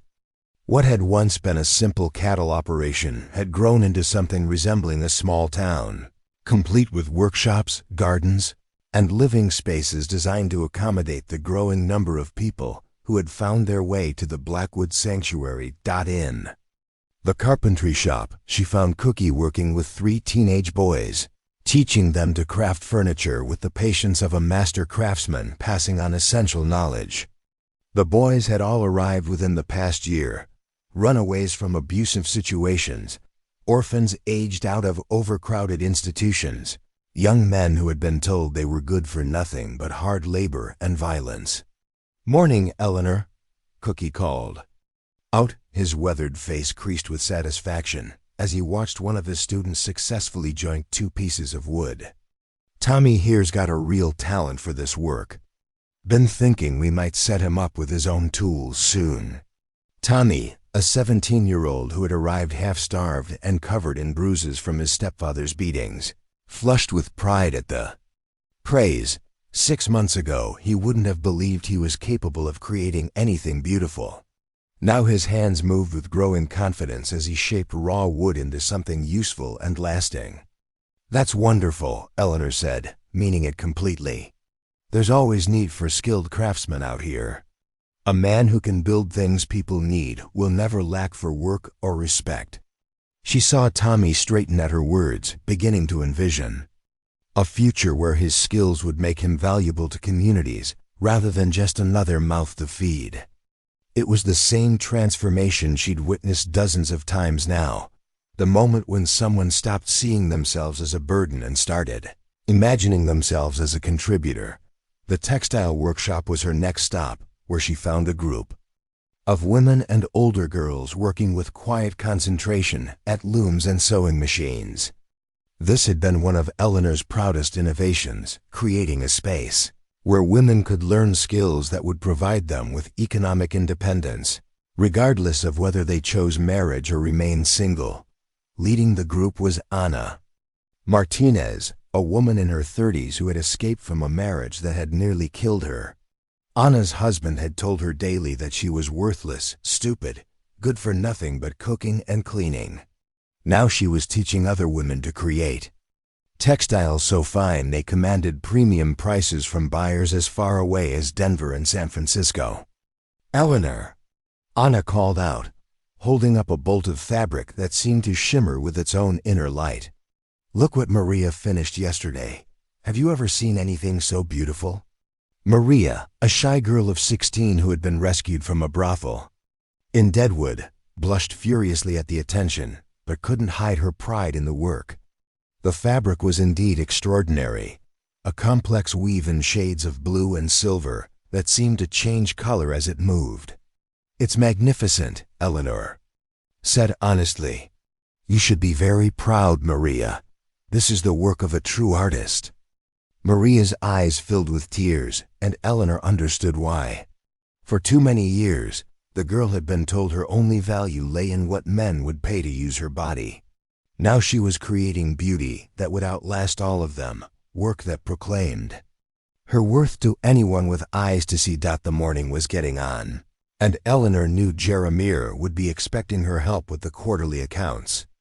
The ranch's financial management had grown complex as their mission expanded, requiring careful tracking of not just cattle sales and operating expenses, but also the income from their various workshops and the costs of supporting so many additional people. She found her husband in his study, surrounded by ledger books and correspondence, his dark hair falling across his forehead as he concentrated on columns of figures. Even after nearly 5 years of marriage, the sight of him still made her heart skip a beat, not just because of his quiet handsomeness, but because of the way he had embraced her vision of what the ranch could become. "How are we doing?" she asked, settling baby Sarah on the rug with some wooden blocks before taking her place at the desk beside him. "Better than I dared hope," Jeremiah replied, leaning back in his chair with a satisfied expression. The textile workshop alone brought in almost as much as the cattle sales last quarter. "And Cookie's furniture is developing quite a reputation. We've got orders backed up for months." Eleanor felt a warm glow of satisfaction. Financial success wasn't the goal, but it was necessary for sustainability. Every dollar they earned meant they could help one more person, could expand their capacity to transform lives. "What about the new arrivals?" she asked, referring to the steady stream of people who continued to find their way to the ranch. "We're going to need another dormitory by winter," Jeremiah said. "And probably another teacher if Rebecca works out as well as I think she will." Eleanor nodded, her mind already working through the logistics. Growth was wonderful, but it brought challenges. How could they maintain the intimate, family-like atmosphere that made healing possible while accommodating larger numbers? How could they ensure that every new arrival received the personal attention that was so crucial to recovery? "There's something else," Jeremiah said, his tone growing more serious. "I got a letter from Governor Morrison yesterday. He's heard about what we're doing here, and he wants to visit next month." Eleanor felt a familiar flutter of anxiety. Official attention could be dangerous. Too many questions, too much scrutiny, the possibility of regulations that could interfere with their mission. "What does he want?" she asked. "He's considering proposing legislation to create territorial funding for programs like ours. Apparently, there are people in the Capitol who think what we're doing could be replicated in other areas." Eleanor's anxiety transformed into excitement. The idea that their model could be expanded, that other communities could create their own sanctuaries for the wounded and discarded, was beyond her wildest dreams. "Do you think it's possible?" she asked. With you leading the way, I think anything's possible." Before Eleanor could respond, the sound of running footsteps and excited voices drew their attention to the window. In the yard below, they could see several of the children racing toward the main house, their faces bright with anticipation. "Riders coming!" Young Lucy called out, her voice carrying clearly through the glass. "Big group on the north road." Eleanor and Jeremiah exchanged glances. Unexpected visitors could mean anything from new arrivals, seeking help to trouble from those who disapproved of their unconventional mission. They'd learned to be cautiously optimistic but always prepared for conflict. By the time they reached the front porch, the riders were close enough to identify. Eleanor's breath caught as she recognized the figure leading the group, Judge Harrison, now in his 70s but still ramrod straight in the saddle. Behind him rode a mixed group of official-looking men and women, including several people Eleanor didn't recognize, but whose bearing suggested education and authority. "Judge Harrison," Jeremiah called out as the group dismounted. "This is an unexpected pleasure. What brings you all the way out here?" The old judge's weathered face creased into a smile as he approached the porch steps. "Jeremiah, Eleanor, I hope you'll forgive the intrusion, but I have some folks here who've been hearing stories about your operation. They wanted to see for themselves what you've accomplished." Eleanor felt a moment of panic. The ranch was functioning well, but it wasn't prepared for official inspection. There were always small problems, minor infractions of regulations that existed on paper, but had little relevance to frontier reality. "Of course," she said automatically, falling back on the social graces Martha had taught her. "You're all welcome. Can we offer you refreshment? It's been a long ride." "Actually," said a woman stepping forward from the group, "we were hoping for a tour, if that wouldn't be too much trouble.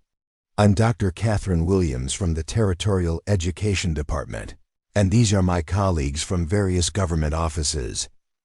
Eleanor's mind raced. A tour meant scrutiny, questions, the possibility of criticism or interference. But it also meant the chance to show people what was possible when society's discards were treated with dignity and given genuine opportunities. "I'd be honored to show you around," she said, making the choice that had become second nature to her, to face challenges head-on rather than hiding from them. The tour that followed became one of the most important afternoons of Eleanor's life. As she led the group through the various workshops and living spaces, she watched their expressions change from polite interest to genuine amazement.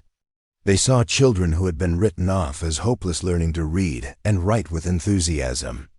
They witnessed young adults creating goods of exceptional quality while earning wages that allowed them to save for independent futures. They met former prostitutes teaching domestic skills to girls who had been told they were only good for men's pleasure.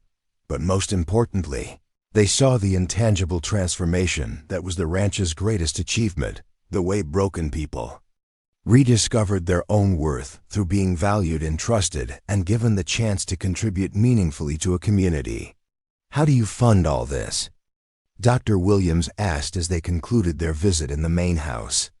"The workshops are largely self-supporting now," Eleanor explained. "We also receive donations from people who believe in what we're doing. But mostly, we've learned to be efficient and creative with resources." "And the success rate?" asked another official. "How many of your residents go on to lead productive, independent lives?" Eleanor exchanged a glance with Jeremiah. They'd never thought to keep formal statistics, but the answer was embedded in her memory through countless individual stories. "Nearly all of them," she said simply. "Some stay here permanently and become part of our core community. Others move on to start their own families or businesses. But almost everyone who spends significant time here leaves with the skills and confidence they need to build meaningful lives." The officials spent another hour discussing logistics, funding possibilities, and the political challenges of expanding such programs. As they prepared to leave, Dr. Williams approached Eleanor privately. "Mrs. Blackwood," she said quietly, "I want you to know that what you've accomplished here is nothing short of revolutionary. You've proven that society's so-called hopeless cases are actually resources waiting to be developed. This could change how we think about poverty, education, and human potential." Eleanor felt tears prick her eyes. "All I did was remember what it felt like to be thrown away and decide that no one else should have to experience that if I could help it." "Exactly," Dr. Williams said with a smile. "You understood something that most people in positions of power never learn. That every human being has infinite potential waiting to be unlocked by the right combination of opportunity and belief." As the official party rode away, Eleanor stood on her porch watching the dust settle and thinking about the conversation. The possibility that her personal journey from broken goods to ranch queen could inspire systemic change, could create opportunities for thousands of other discarded souls, was almost too wonderful to comprehend. Baby Sarah tugged at her skirt, demanding attention with the imperious confidence of someone who had never doubted her right to be heard. Eleanor lifted her daughter, marveling again at the miracle of raising children who would never know what it felt like to believe themselves worthless. But even more miraculous was the growing certainty that her story was just the beginning. Somewhere out there, other damaged souls were waiting for the chance to discover their own infinite worth. And if the politicians and educators did their work properly, there would soon be many more places where that discovery could happen. Eleanor Blackwood had learned that one person's transformation could become a catalyst for changing the world. Her legacy would not be measured in cattle or land or buildings, but in the countless lives that would be saved because someone had dared to imagine that broken things could become beautiful, that discarded people could become treasures, and that love applied consistently and patiently could heal even the deepest wounds. The ranch that had saved her was now saving others, and those others would go on to save still more, creating an ever-expanding circle of healing that would ripple outward for generations to come. Was, Eleanor realized with profound satisfaction, the most beautiful legacy anyone could hope to leave. 10 years after Eleanor's transformation began, she stood before the newly erected monument in the center of what had become known as Haven Valley, a thriving community that bore little resemblance to the simple cattle ranch where her journey had started. The bronze plaque gleamed in the afternoon sun, its words simple but profound, in memory of all the discarded souls who found their worth here, and in honor of those still searching. Eleanor's hair now held threads of silver, and laugh lines mapped the corners of her eyes, testament to a decade of genuine happiness. At 32, she carried herself with the quiet authority of someone who had discovered not just her own power, but how to use it to lift others. Beside her, Jeremir's temples showed gray, but his eyes held the same steady warmth that had first convinced her she might be worth saving. Their children, William now 12, Sarah 9, and little Catherine just 4, played nearby with the dozens of other children who called Haven Valley home. But these weren't just the biological offspring of the original residents. Many were former foundlings, orphans, and abandoned children who had found families among the community's ever-expanding network of chosen bonds. "Mama," Catherine asked, tugging at Eleanor's dress with the persistence of a child who had never learned to doubt her right to attention, "tell me again about the sad lady who became the queen." Eleanor smiled, recognizing her own story in the fairy tale version her youngest daughter preferred. "Once upon a time," she began, "there was a girl who believed she was worthless because that's what cruel people told her. But then she met a king who saw her true value, and she discovered that worth comes from inside, not from what others think. And then she helped other sad people remember they were treasures too." Catherine finished with the satisfaction of a child who knew her favorite story by heart. "That's right, little one." And they all lived not just happily, but meaningfully ever after. Eleanor smiled, recognizing her own story in the fairy tale version her youngest daughter preferred. Once upon a time, she began, there was a girl who believed she was worthless because that's what cruel people told her. But then she met a king who saw her true value, and she discovered that worth comes from inside, not from what others think. And then she helped other sad people remember they were treasures too. Catherine finished with the satisfaction of a child who knew her favorite story by heart.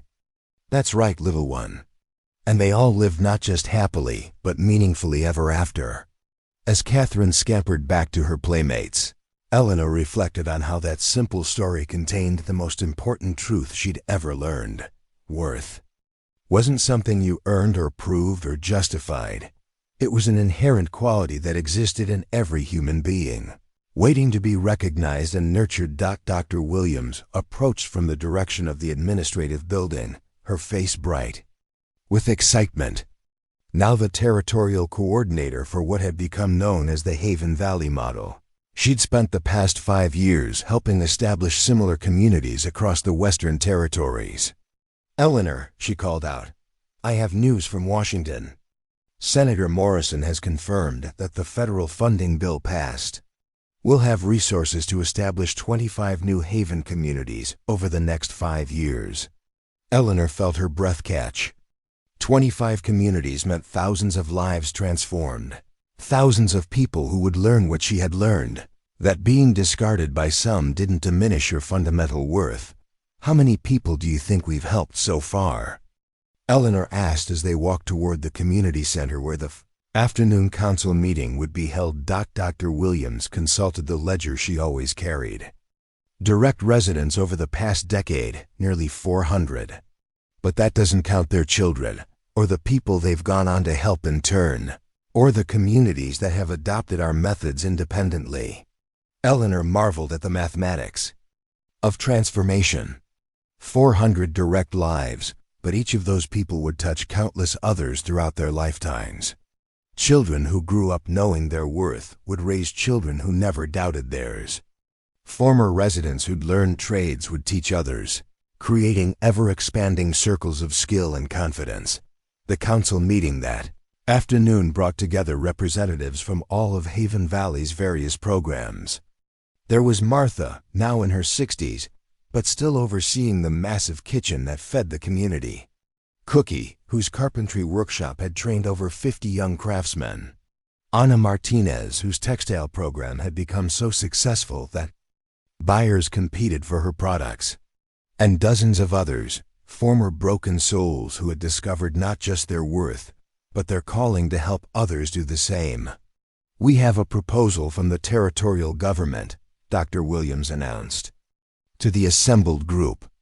They want to establish a training institute here, a place where people from across the country can come to learn our methods and take them back to their own communities. Eleanor felt a familiar mix of excitement and trepidation. Growth meant impact, but it also meant change, complexity, the risk of losing the intimate family atmosphere that made healing possible. What would that mean for us? Asked Rebecca, now 24, and the head teacher of their expanded school system. It would mean we become a model for the nation, Eleanor said slowly, working through the implications. A place where the broken learn not just to heal, but to become healers themselves. The discussion that followed was animated but thoughtful. These were people who understood that their mission was too important to be limited by comfort or tradition. If they could help train others to create similar sanctuaries, the impact would be exponential. There's something else, Dr. Williams said as the meeting drew to a close. They want to name the institute after you, Eleanor. The Eleanor Blackwood Institute for Human Renewal. Eleanor felt tears spring to her eyes. To have her name attached to something that would help countless future generations seemed too great an honor for someone who had started as society's discards. I'm honored, she said quietly, but I have one condition. It shouldn't be named for just me. It should be named for all of us, everyone, who prove that worthless is a lie people tell about others when they can't see past their own limitations. Evening, as Haven Valley settled into its nightly rhythm, Eleanor walked the familiar paths between buildings that housed hope made manifest. She passed the workshop where former addicts learned trades that gave them purpose beyond their next fix. She saw lights burning in the Advanced Education Center where former prostitutes studied law and medicine and literature. She heard laughter from the community center where people who had been told they were worthless gathered to celebrate another day of proving that. Assessment wrong. At the edge of the settlement, she found the cemetery where they honored those who hadn't made it.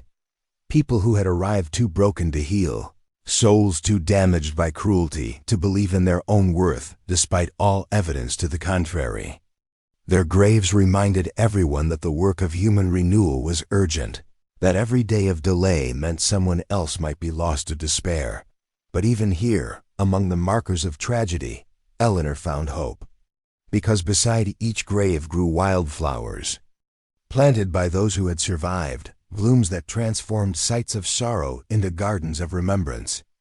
Death might claim the body, but the impact of lives lived with purpose could bloom forever. Jeremiah found her there as the stars emerged, his quiet presence as comforting as it had been that first night, when he'd offered her food and safety and the radical suggestion that she might be worth saving. "Regrets?" he asked, settling beside her on the bench they'd placed here for quiet contemplation. Eleanor considered the question seriously. 10 years of helping others heal had shown her the full scope of human suffering, had forced her to confront the reality that she couldn't save everyone, that some wounds went too deep for any love to reach. "Only one," she said finally. "That it took me so long to understand my own worth.